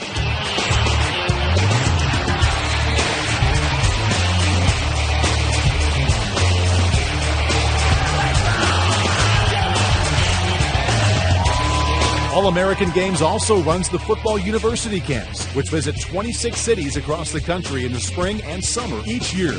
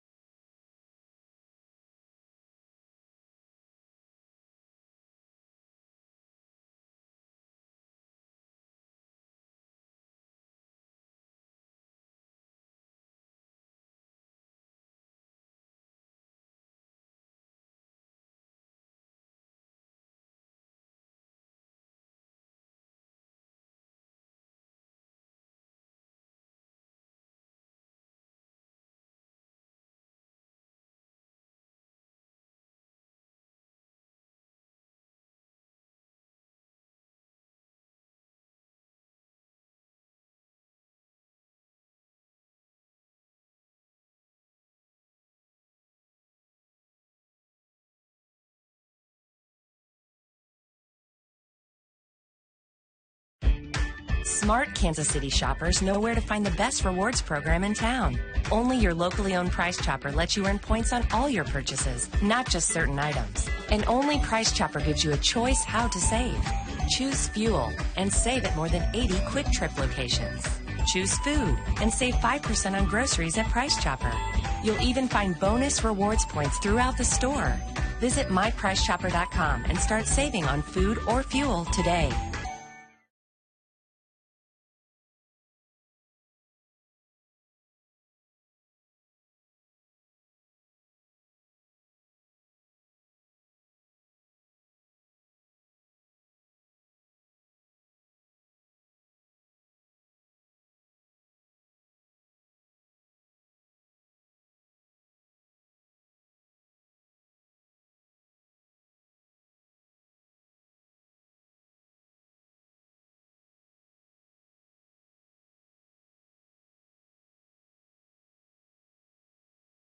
One, two, three, Abby, you know. I want to find out how good I am. Yes, sir. If you relax, you get blown out. Let's get it done. Let's get it done. What can you take advantage of right now? I can push myself way beyond what you think.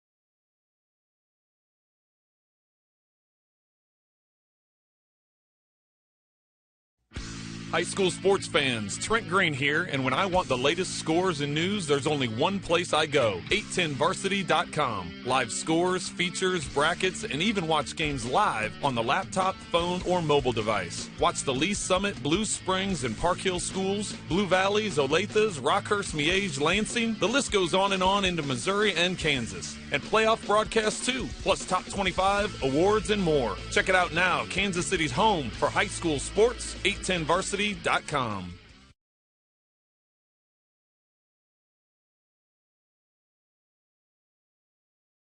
If you are searching for the best local and professional roofing contractor, look no further than Ryan Construction Systems. For nearly 30 years, Ryan Construction Systems has served over 10,000 happy customers within the Kansas City metro area. From simple repairs to a complete roof replacement, Ryan Construction Systems can meet your needs. Whether in Kansas or Missouri, call anytime at 816-741-1941. That's 816-741-1941, or visit RyanConstructionSystems.com.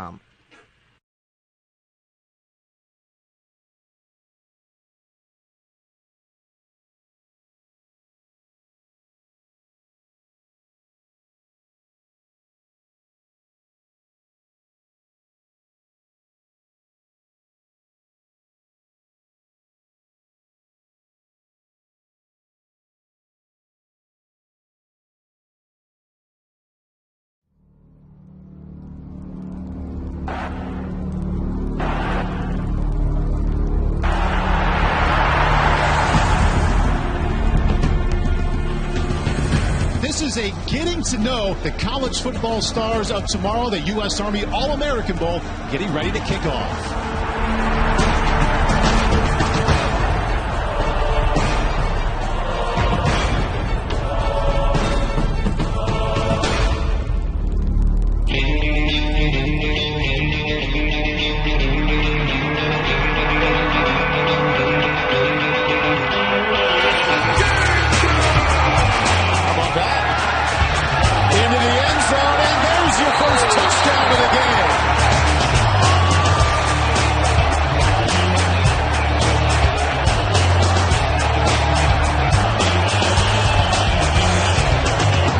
It's helped springboard the careers of many NFL greats, like Adrian Peterson, Andrew Luck, and Odell Beckham Jr. What a catch by Odell Beckham Jr. Each year, the U.S. Army All-American Bowl brings some of the biggest names in football to San Antonio to check out the next generation of football stars.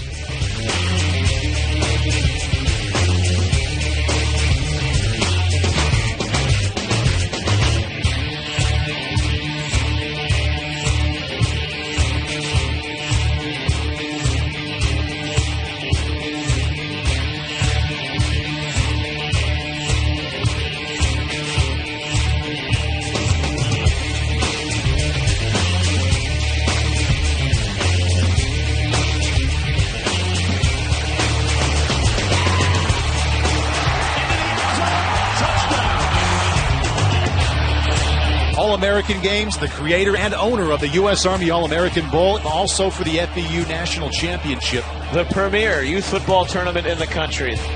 What they do in college hoops in March, they do in youth football in December. 29 states overall represented. 64 teams started out with the dream. Just 2 remain playing in the national championship here in Naples.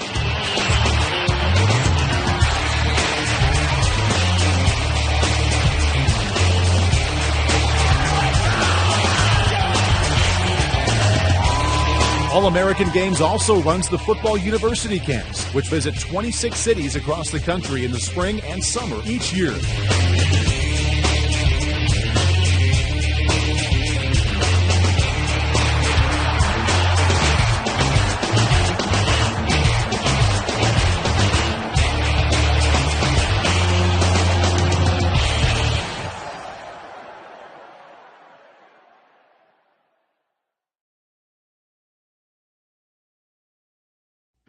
High school sports fans, Trent Green here, and when I want the latest scores and news, there's only one place I go, 810varsity.com. Live scores, features, brackets, and even watch games live on the laptop, phone, or mobile device. Watch the Lee Summit, Blue Springs, and Park Hill schools, Blue Valleys, Olathes, Rockhurst, Miege, Lansing. The list goes on and on into Missouri and Kansas. And playoff broadcasts too, plus top 25, awards, and more. Check it out now, Kansas City's home for high school sports, 810varsity.com.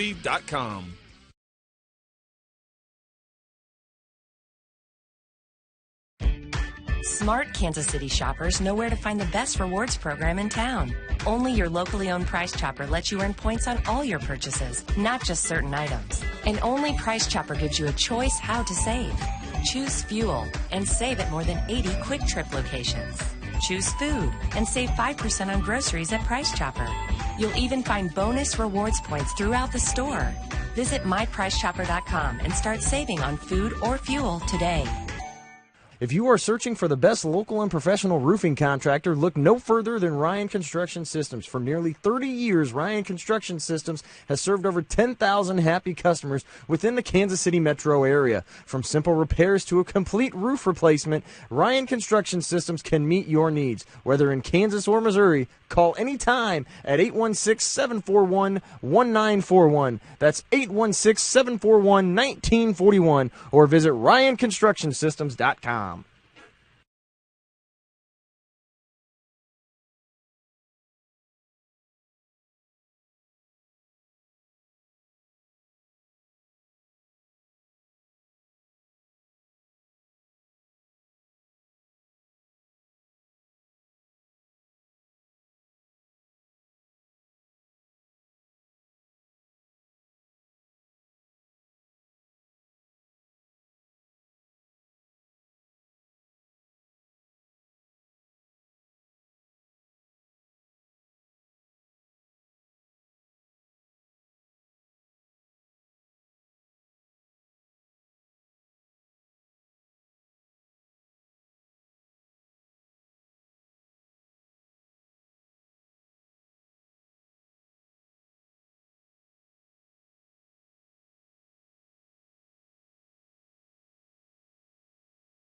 One, two, three, Abby, you know. I want to find out how good I am. Yes, sir. If you relax, you get thrown out. Let's get it done. Let's get it done. What can you take advantage of right now? I can push myself way beyond what you think.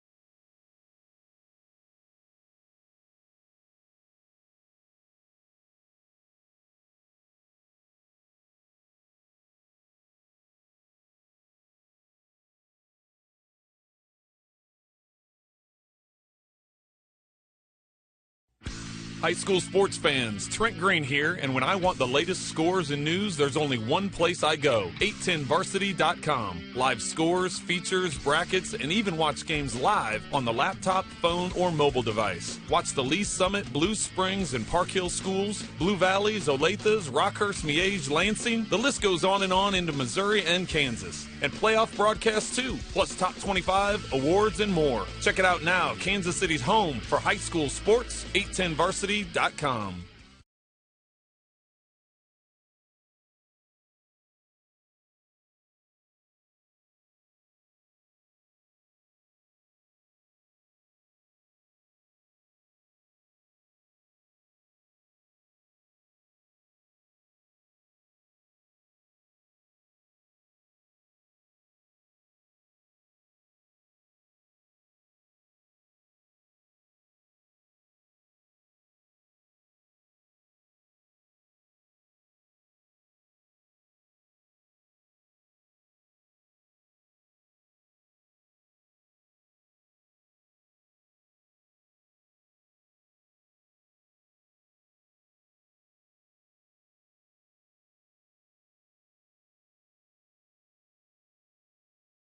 One, two, three, Abby, you know. I want to find out how good I am. Yes, sir.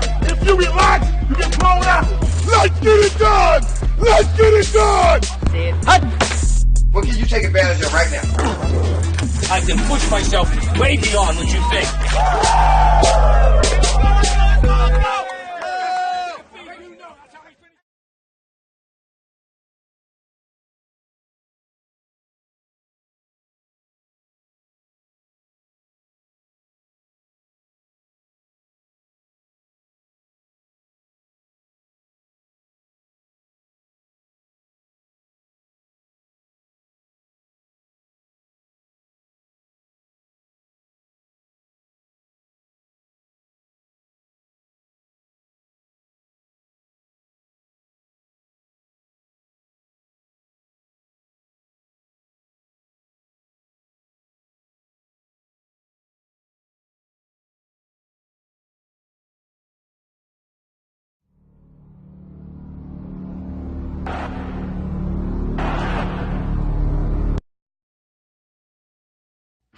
High school sports fans, Trent Green here, and when I want the latest scores and news, there's only one place I go, 810varsity.com. Live scores, features, brackets, and even watch games live on the laptop, phone, or mobile device. Watch the Lee Summit, Blue Springs, and Park Hill schools, Blue Valleys, Olathes, Rockhurst, Miege, Lansing. The list goes on into Missouri and Kansas. And playoff broadcasts too, plus top 25, awards, and more. Check it out now, Kansas City's home for high school sports, 810varsity.com.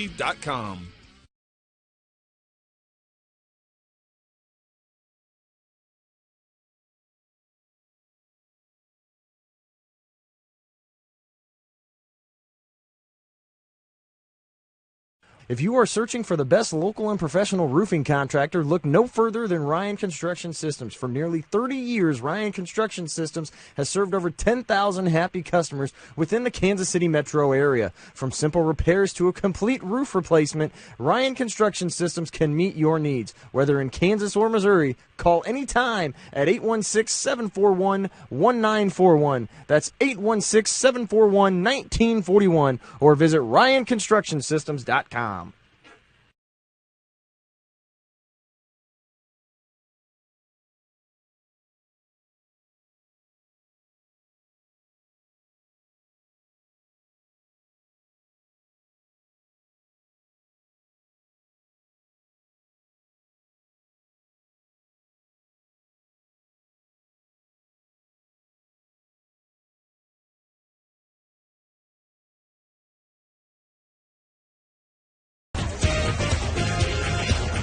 Welcome back from halftime here at Shawnee Mission. We are at Bishop Miege.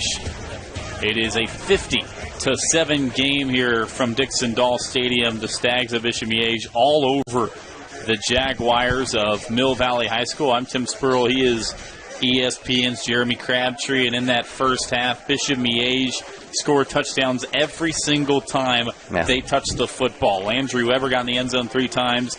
The freshman running back Bryson Cobbins got in the end zone twice, and there's not a lot else you can say other than it was pure dominance. It was pure dominance in every facet of the game, even special teams. The Mill Valley had plenty of time. The Jaguars had plenty of opportunities to bring the ball out of the, out on kickoff returns, and time after time after time, they were stymied inside the 20 and inside the 25-yard line. It is just utter domination is a proper word, and it's a gut check time for Joel Appleby's squad. There, they're the 5A defending state champions, but just right now, nothing is working for them.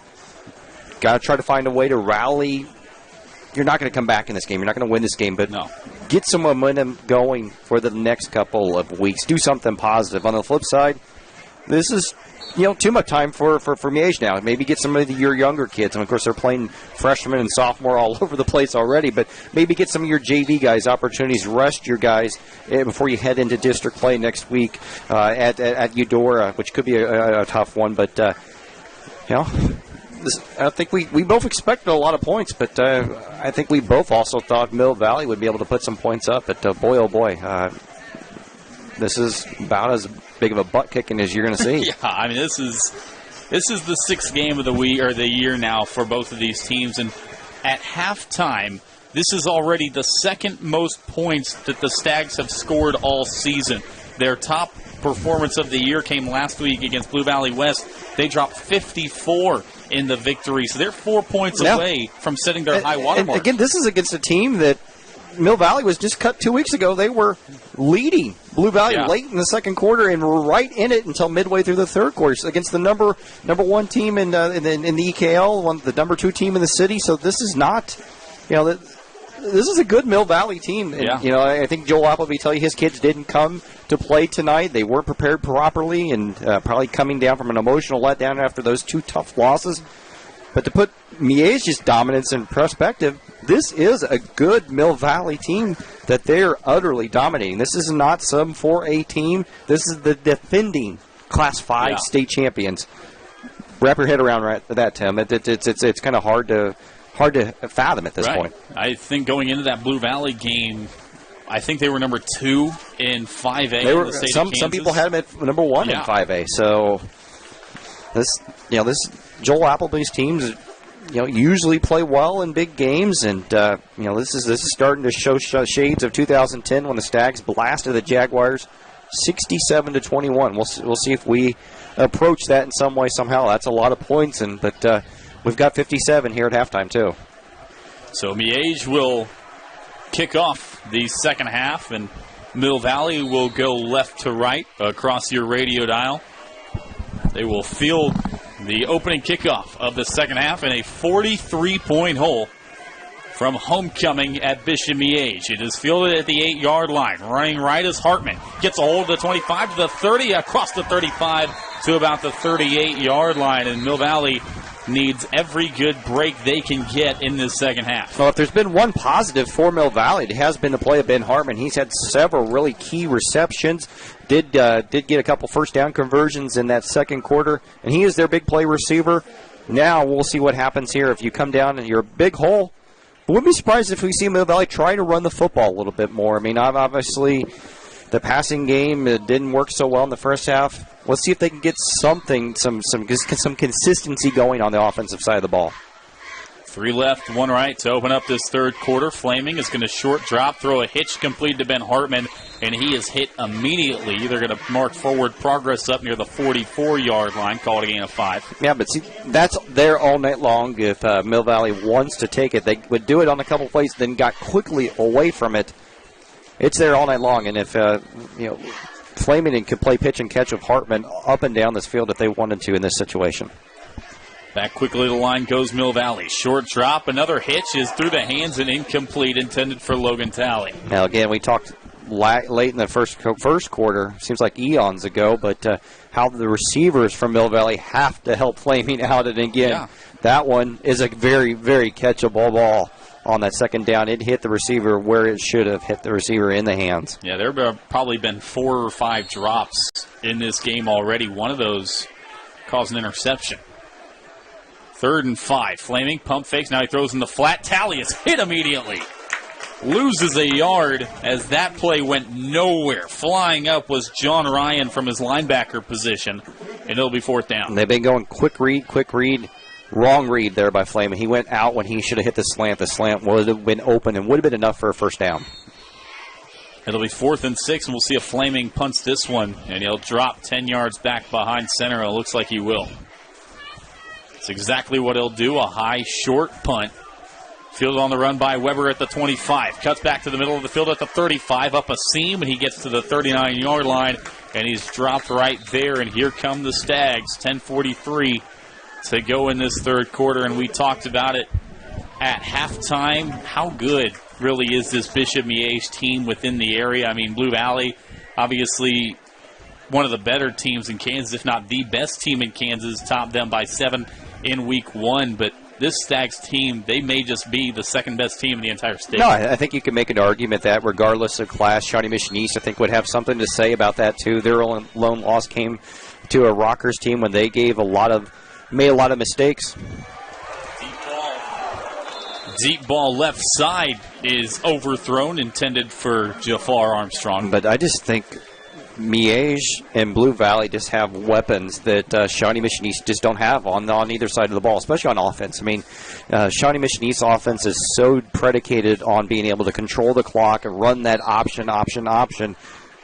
Miege can come at you so many different ways. Same thing with Blue Valley. Blue Valley can come at you so many different ways. 2nd down, they're going to run it right up the middle. Big hole across midfield to the 47. Cobbin still going to the 44-yard line and chopped down right there. You said big hole? Well, like massive, gigantic, gargantuan.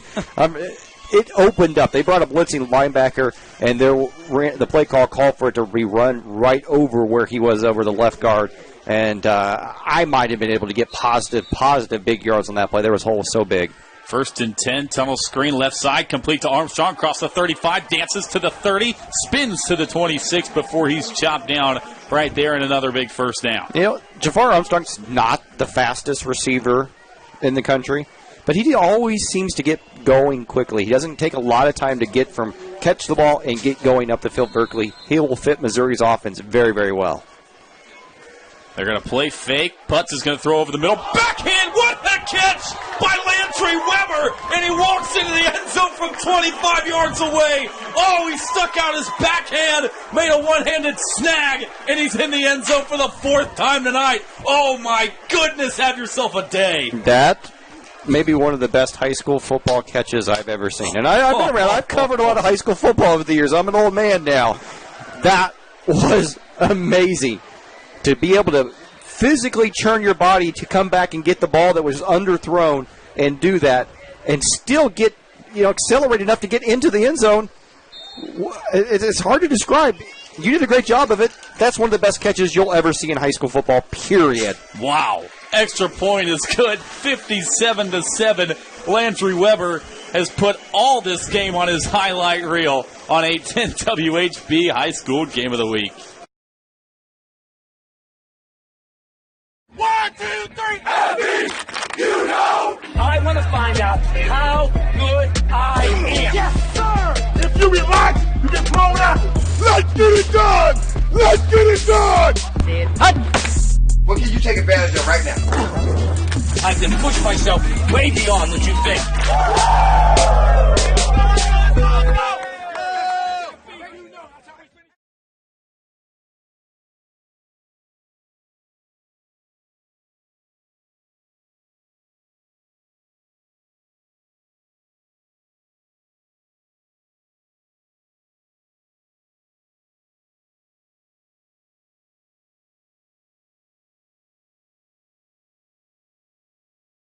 Wedding bands for the bride and groom. Loving it, Tom. Thanks. Now you have a friend in the jewelry business, Shane Company.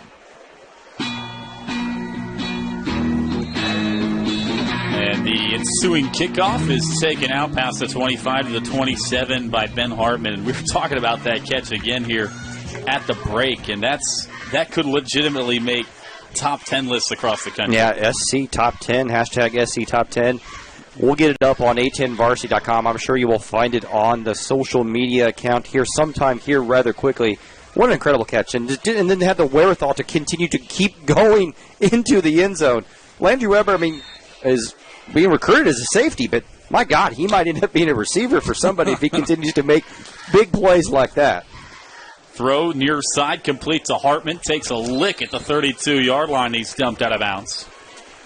What's scary is, there's only nine and change left. There still is 9 and change left here in the third quarter. 57-7, and again, this is the most points that Miege has scored this season. To this point. Yeah, to this point. 4-down lineman for Miege. They're going to bring an extra man off the edge. They get rid of it to Young. He gets outside, gets to the left, and he picks up a few to about the 37-yard line. Gain of, we'll call it 3 on the ground. And this is just utter domination in every aspect of it. Miege is rolling in second string guys, multiple guys up front on defense, and just chugging along. Give up the middle, Young, and he runs into a wall. 2 defenders in his way, and it's a loss of 2. Now that was 3rd and short, and they lose 2 yards. That just kind of shows you how bad this night has been for Mill Valley. 3rd, and maybe even just right about a yard, maybe even less than a yard, and they lose almost 3 on a simple handoff up the middle. Just that bad of a night for the Jaguars. 4th and 3, Mill Valley showing they will go for it. Flaming, long count, steps out, now checks over to the sideline. They were going to try to draw him off sides, and Miege, so well coached on John Holmes, was not having anything to do with that. Now he'll drop back in punt formation. Boot a line drive kick that's fielded on the run at the 40 across midfield. Dancing his way to the 40. Landry Weber hurdles a man, and he's dropped at the 37. Oh, he was a broken tackle away from his 5th touchdown of the night. Yeah, if Peyton Marlowe does not go low, Landry Weber's celebrating in the end zone again. Wow. Save some touchdowns for the playoffs, Landry. Right. He's got 4 tonight. The 5-ton, 165-pound receiver is put on a display. Again, offensively, defensively, and there in special teams, he has a big return that's got Miege inside the 40 of Mill Valley. Putz from the pistol set is going to give to Cobbins running left, trying to get to the edge, and he'll do that to the 35, and he's shoestring tackled from behind at the 34-yard line. Good job chasing Cobbins down by Joel Don, the free safety. I'll go back again to a discussion I had a couple weeks back with Stan Weber about Landry, and he again said Landry is the best athlete in the family. We're seeing that on display tonight. Also a star point guard in basketball, too. Left side. And Cobbins breaks off another big one across the 25 to the 22. And these are simple handoffs now that are just going for big yards. A lot of Jaguar defenders just hands on hips, just zero emotion over there on that sideline. Shotgun snap. They're going to zone read over the middle. Complete inside the 10. 5. Another touchdown. This time it is Quinn Schreiber. The first touchdown of his season, and the junior receiver has got Miege up 63-7. Keep in mind, he is like 5th on the depth chart at receiver, so they're rolling out different bodies. That's nothing fancy. Mill Valley has seen that fake handoffs over the slant pass maybe 1,000 times in the last couple of years, and that one was just so poorly defended that Schreiber could walk into the end zone with that one.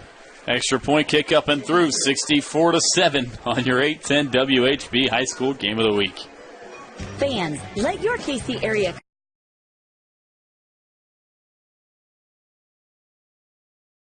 Smart Kansas City shoppers know where to find the best rewards program in town. Only your locally owned Price Chopper lets you earn points on all your purchases, not just certain items. And only Price Chopper gives you a choice how to save. Choose fuel and save at more than 80 Quick Trip locations. Choose food and save 5% on groceries at Price Chopper. You'll even find bonus rewards points throughout the store. Visit mypricechopper.com and start saving on food or fuel today.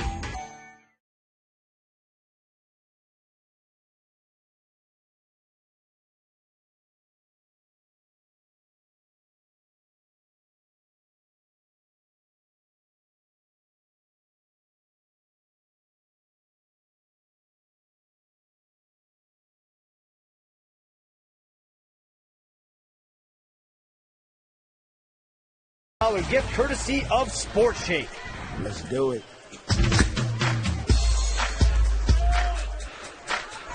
Big return for Hartman on the kickoff across the 30 to the 35, 40-yard line. He's ran out of bounds at the 43-yard line. Ben Hartman sets Mill Valley up in good field position. 7:12 to go here in this third quarter. It is all Miege, 64-7.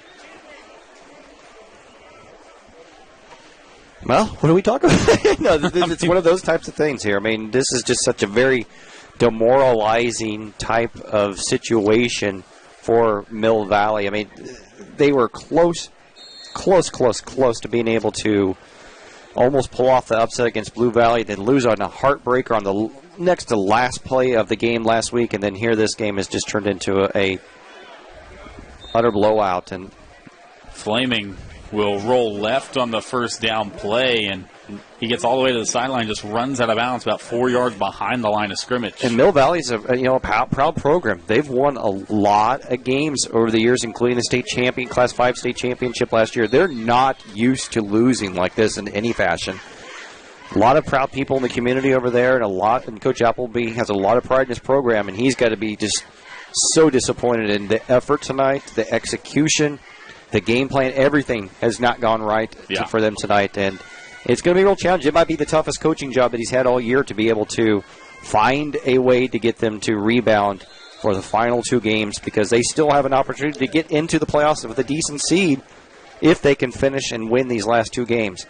Option left goes to Cameron Young. He only picks up a yard. I mean, you can't let the three-game stretch here against three quality opponents define you.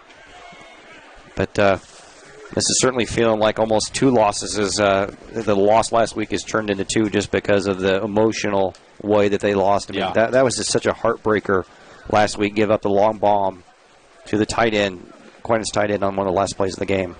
Fleming, short drop, and his pass is tipped to the line of scrimmage, incomplete. 3 and out for the Jaguars, and it'll be 4th and 13. Now 3 and out and lost 3 yards and nothing. I mean, they tried the option. Hey, we hadn't seen the option all night long. Guess what? Bishop Miege defended it perfectly. Took the quarterback, took the pitch man, defended it absolutely perfectly. Landry Weber will not field this punt. The return man stands back at the 31-yard line. This punt nearly blocked, but goes straight up in the air. It is going to hit near the 45 and bounce backwards. Takes a Miege roll and get down at the 40 of Mill Valley. That punt nets 2 yards. And here come the Stags. That's, again, we keep getting example after example of what type of night it is. When you punt it and it goes 2 yards. That's just insane. I mean, that's just crazy to see. The Miege's backup quarterback is Landry Weber, but it looks like they might find a way to get Graham Mertz in the game. Yes, the sophomore quarterback, Graham Mertz. Oh, he's 6'2", 200 pounds, and I guarantee you he's probably going to be pretty good too, because Miege loves to build these kids into the pipeline, get them running the system when they're in 7th and 8th grade. So I'm sure that we'll see Graham Mertz, and he'll probably do well out here because he's a big kid. Mertz, a sophomore quarterback, and again, Carter Putz has got a whole nother year in this system for Bishop Miege. They're on a quest right now for a 3rd straight 4A1 state title. If Putz can put one together, he can try to solidify his legacy. Try to push the Stags for 4 in a row, maybe get himself 3 rings of his own as the starting quarterback for the Stags. That certainly would cement yourself. I mean, this Bishop Miege is a proud program, a proud school, proud community. But to be able to say you did some things that other great quarterback, they've just had great quarterback after great quarterback here at Miege, but so few would be able to put up the numbers like he has, but then also be able to put up the consistent wins that he has had. And they've had kids go everywhere on the college level. And if he's able to continue this run and then maybe do it again next year, that's really saying something. First down carry goes to Cobbins off right guard for a gain of 3. And it'll be 2nd down at about 7. 4 receivers in the formation are going to toss it left side to Cameron Clark. Cut back near the 35. and he gets wrestled down. Ball came out. It's loose at the 30, and Mill Valley falls on the football. And that hurts if you're Cameron Clark. I mean, it's irrelevant at this point in the game. A fumble is going to give Mill Valley the football back, but here comes Cameron Clark.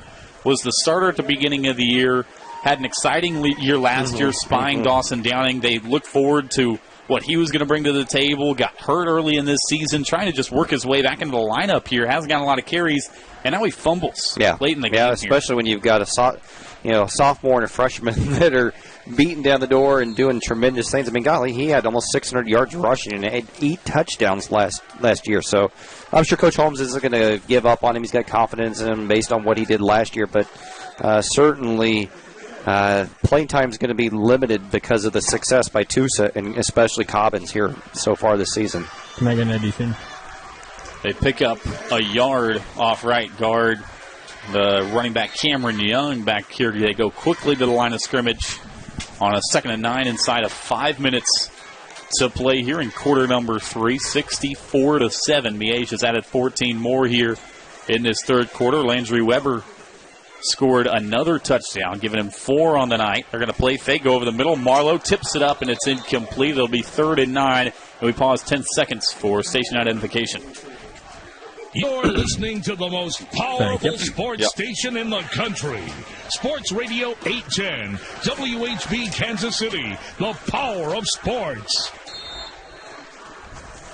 3rd and 9, 4:29 to play in the third. Empty formation for Mill Valley, and Brody Flaming, 6'2", 204-pound junior quarterback, has had a rough go of it this evening against the Stags defense that has continued to get better as the year's gone on. Short drop. Got time. He'll step up. He'll tuck it and run across the 35, dances and spins his way to the 40, and he's going to be stopped right at the marker. And it may have been just enough to give him a first down. Again, I'm Tim Spurl. He is ESPN's Jeremy Crabtree. 64-7. Miege rolling at home against the Jaguars of Mill Valley, formerly the number 2 team, according to 810 Varsity in 5A in the state of Kansas. They've stumbled. Now they've lost 2 in a row, going to be 3 in a row after tonight. And they may fall out of the top 10 altogether after this week. 4 receivers in the formation. They give to Young, running straight up the middle. Now he angles right side across the 45 to the 46-yard line. And it'll be 2nd down. Yeah, I mean, how can you have him in the top 10 at this point? I mean, especially with the losses, especially if they lose close tonight. I think that certainly shows a lot of voters out there that they are a good team. I mean, I still think they are a good team, and I think they'll get a pretty good playoff seeding, but certainly there's more questions than answers right now about this Mill Valley 2016 team. 2nd and 4, Flaming shotgun snap, gives to Young, running right up the middle, and he lowers his shoulder to the 49-yard line, about 2 yards shy of that first down marker. 3:15 to go in the quarter. On a busy night in high school football around the area, actually in sports in general, not only this going on, college football going on, playoff baseball going on, and we're happy that you chose us, of all people, to entertain you on this Friday evening. Certainly entertaining if you're a Stag fan tonight. 64-7, pistol snap. They're going to zone read. Flaming is going to get out the back door across the 45 to the 40 and shakes down to the 37-yard line. Good-looking play there for Mill Valley as Flaming on the ground picks up a first down. All right, don't forget, while this is a blowout, you can check out scores from all over the metro area and see a ton of other great games. Number 1, Blue Springs is up over Blue Springs South 24-10. We've got number 3, Rockhurst, now trailing over in St. Louis against CBC 7-3. That's certainly a good game over there. And how about Staley up 14-10? Number 10 Staley over number 6 Kearney, 14-10. Kearney's 7-0 on the season, and one of the best small 4A teams on the Missouri, Class 4 teams on the Missouri side. They've only lost 1 home game in the last 4 years. So if Staley can go into there and pull off that big victory, that would be absolutely huge for the Falcons. Logan Talley takes a pass on an out route out across the 30 to the 29, gain of 8. It'll be 2nd and 2 for Mill Valley. Flaming into the pistol. High snap, throws right side, completed to Hartman, and he has spun down a couple of times before going down to a knee at the 25-yard line. A first down on a gain of 4. Now, obviously, everybody here on the Kansas side in 6A and in the EKL are chasing undefeated Blue Valley, and it looks like Blue Valley will remain undefeated. They're up 38-6 over Blue Valley Southwest, which is no major surprise there. Aquinas now up 24-7. They're kind of rolling here the last couple of weeks over St. James 24-7. Sunflower League, Shawnee Mission West up 34-25 over Olathe North, and Shawnee Mission East, the number 4 team in the metro area, is rolling over Olathe East 49-7. Cameron Young, big hole up the middle, inside the 10 and a 5, takes a hit, falling into the end zone is Cameron Young from 25 yards away. All right, positive sign for the Jaguars. They need Cameron Young. Again, we talked about it pregame. Cameron Young, they're much, much better, more balanced when he's able to be healthy and then get into just get in action and get into the flow of the game. Was taken out for most of this game just because of the inefficient offensive play. So to get him into the end zone, if there's any silver lining at all for him tonight, is that you've got your running back that's going to help balance things out moving forward against lesser opponents. Extra point is up and through. It's 64-14 on your 810 WHP High School Game of the Week. Getting a great night's sleep is easier.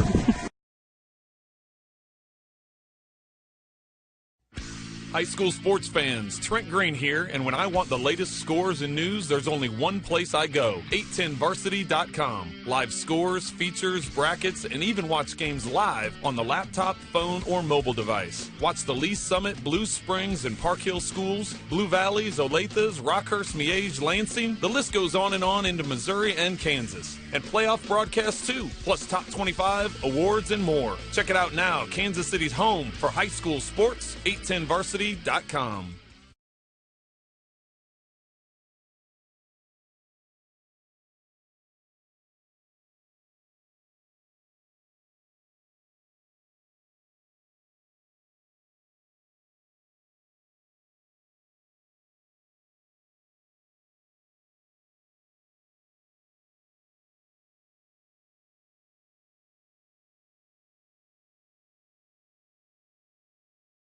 And this kickoff will be a high, short kick at the 25. Upman runs up on it, and he dives on it near the 24-yard line. And here comes that Stags attack, up 64-14 on this Friday night in early October from Bishop Miege High School. And again, playoff football in Kansas and also Missouri right around the corner. Man.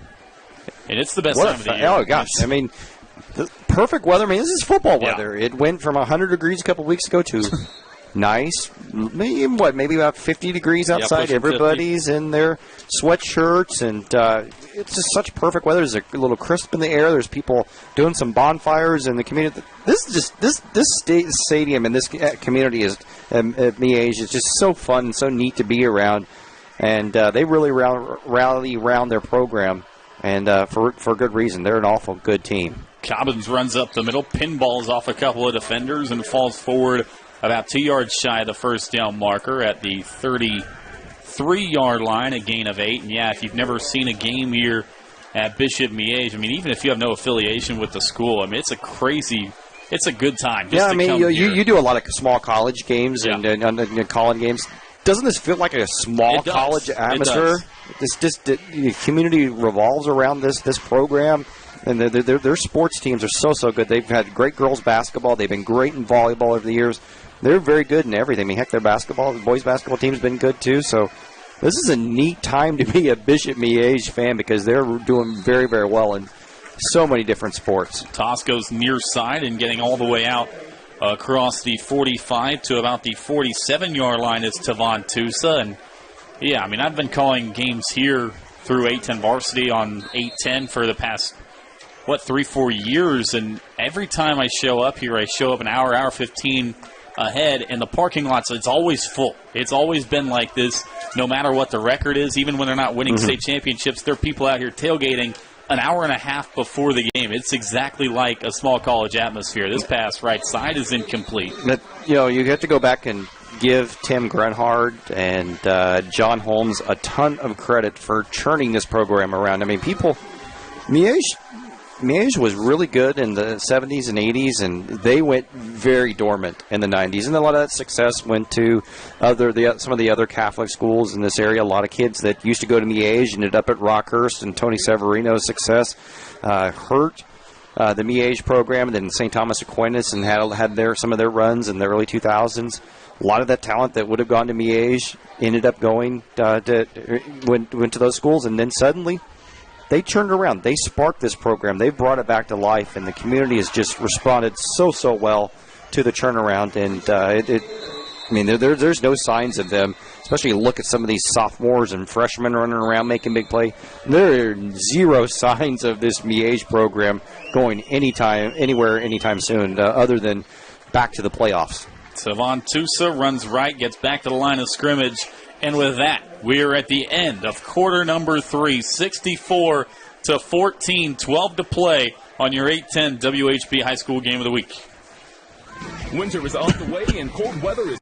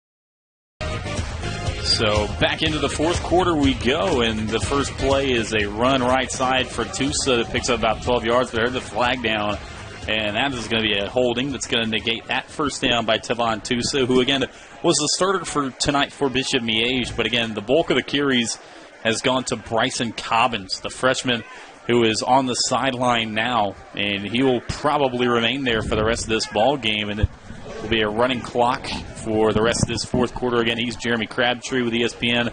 I'm Tim Spurl. Happy to have you along.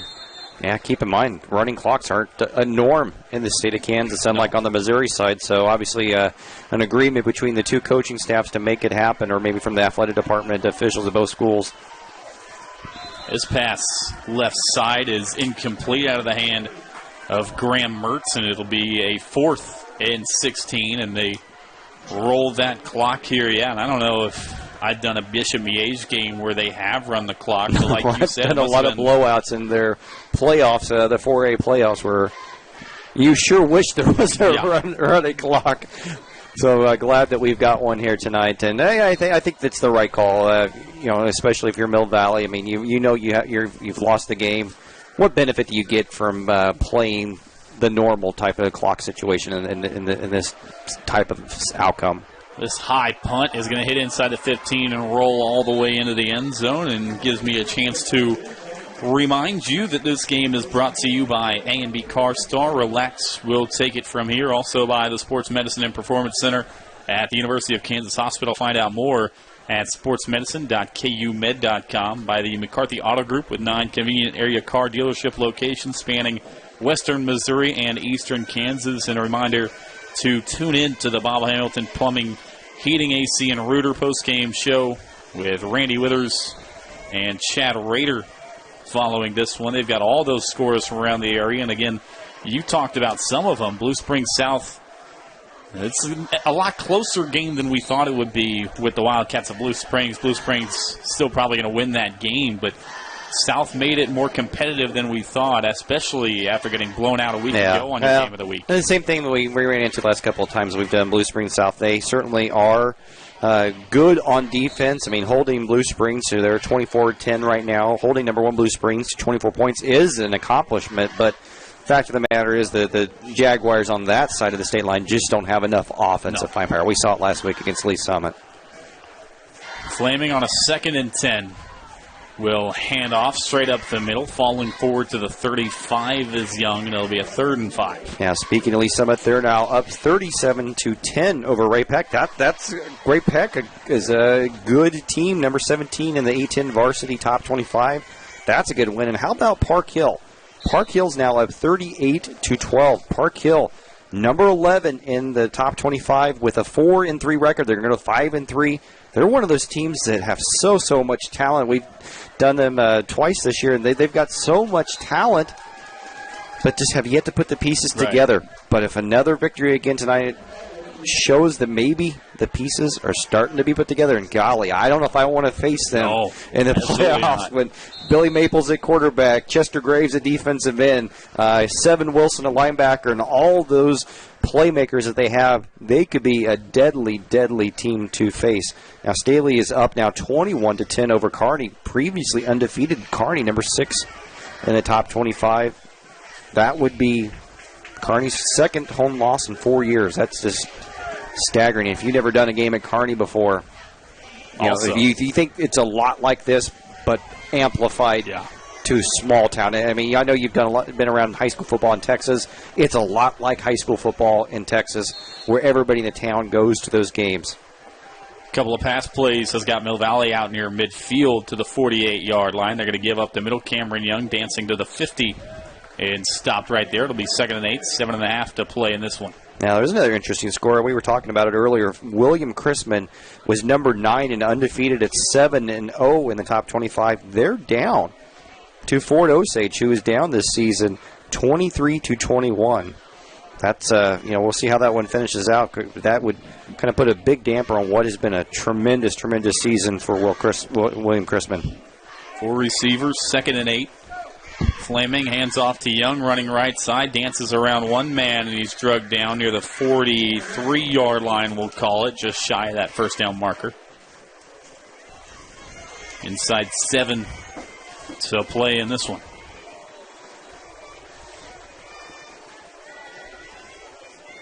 Third, we'll call it a yard now for the Jaguars of Mill Valley, who are going to fall to 3-3. And possibly out of the top 10 in Kansas Class 5A.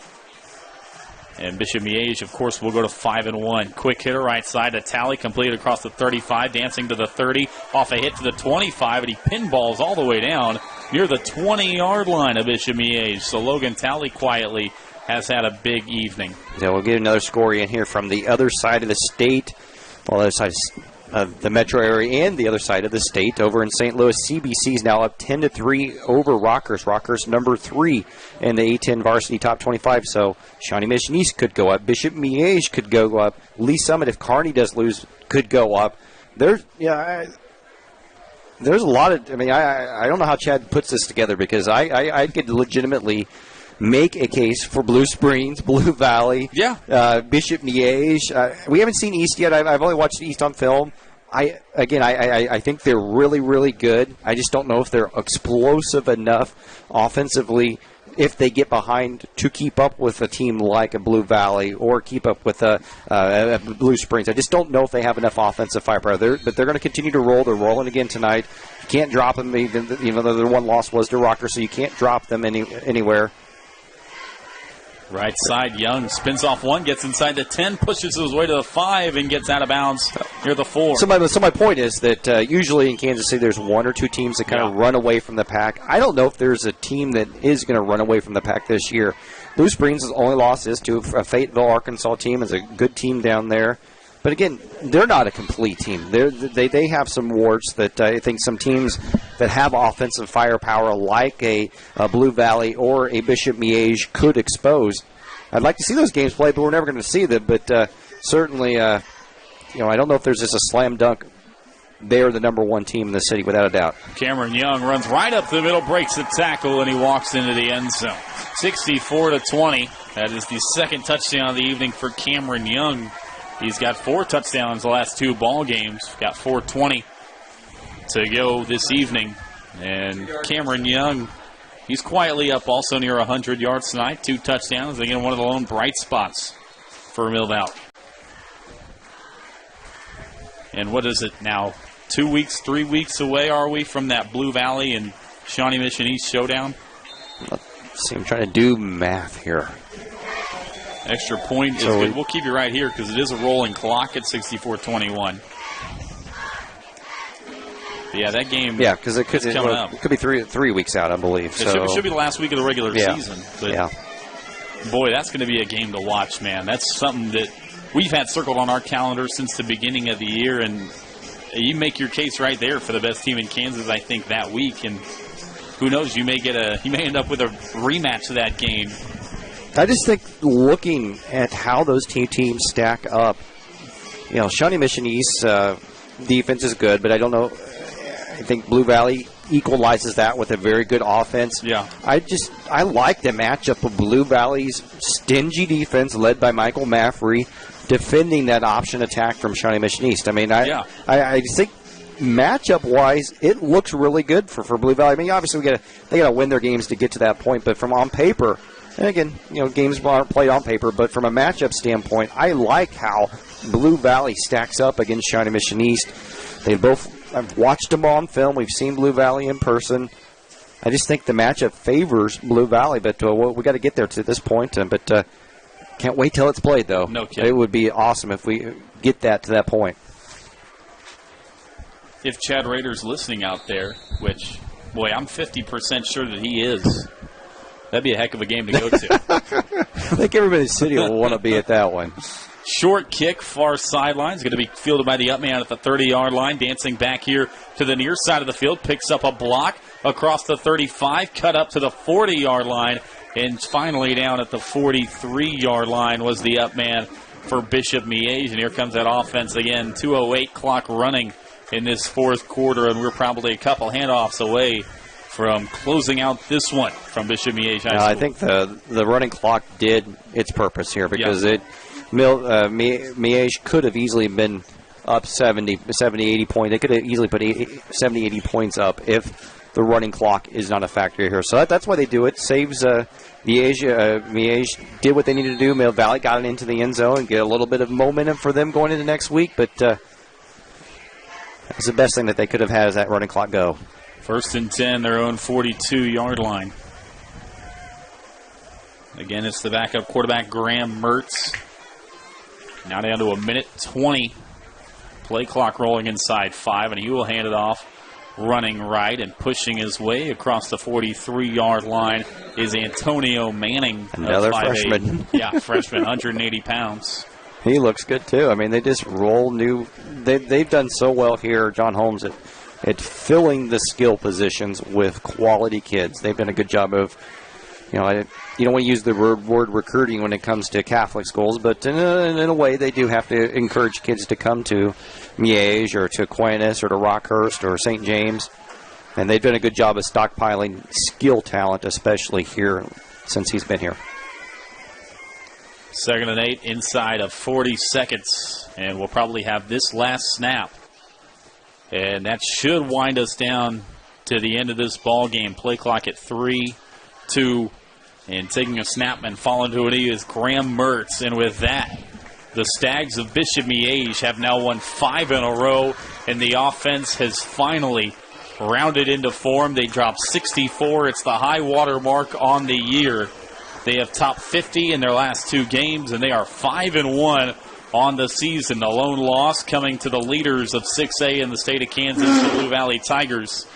And with the loss, Mill Valley drops to 3-3, and the Jaguars have gone from the number 2 team in Kansas 5A to most likely on the fringes or even out of the top 10 when the rankings come out next week. Once again, it's a final 64-21. Landry Weber, he put on a show tonight. 4 touchdowns through the air for him, 6 touchdowns for the quarterback Carter Putz, and it's a blowout victory for the Stags here at home. And they will open district play next week. And they will open up with Eudora, DeSoto, both on the road, and then come back home here to Spring Hill, try to wrap up their district. In Mill Valley, they are at home next week against Blue Valley North. For Jeremy Crabtree, I'm Tim Squirrel. We're going to send it back to the studio. Randy Withers, Chad Rader, all the news and scores from around the area on a busy Friday night. Once again, it's a final 64-21. The Stags roll over Mill Valley. Over 2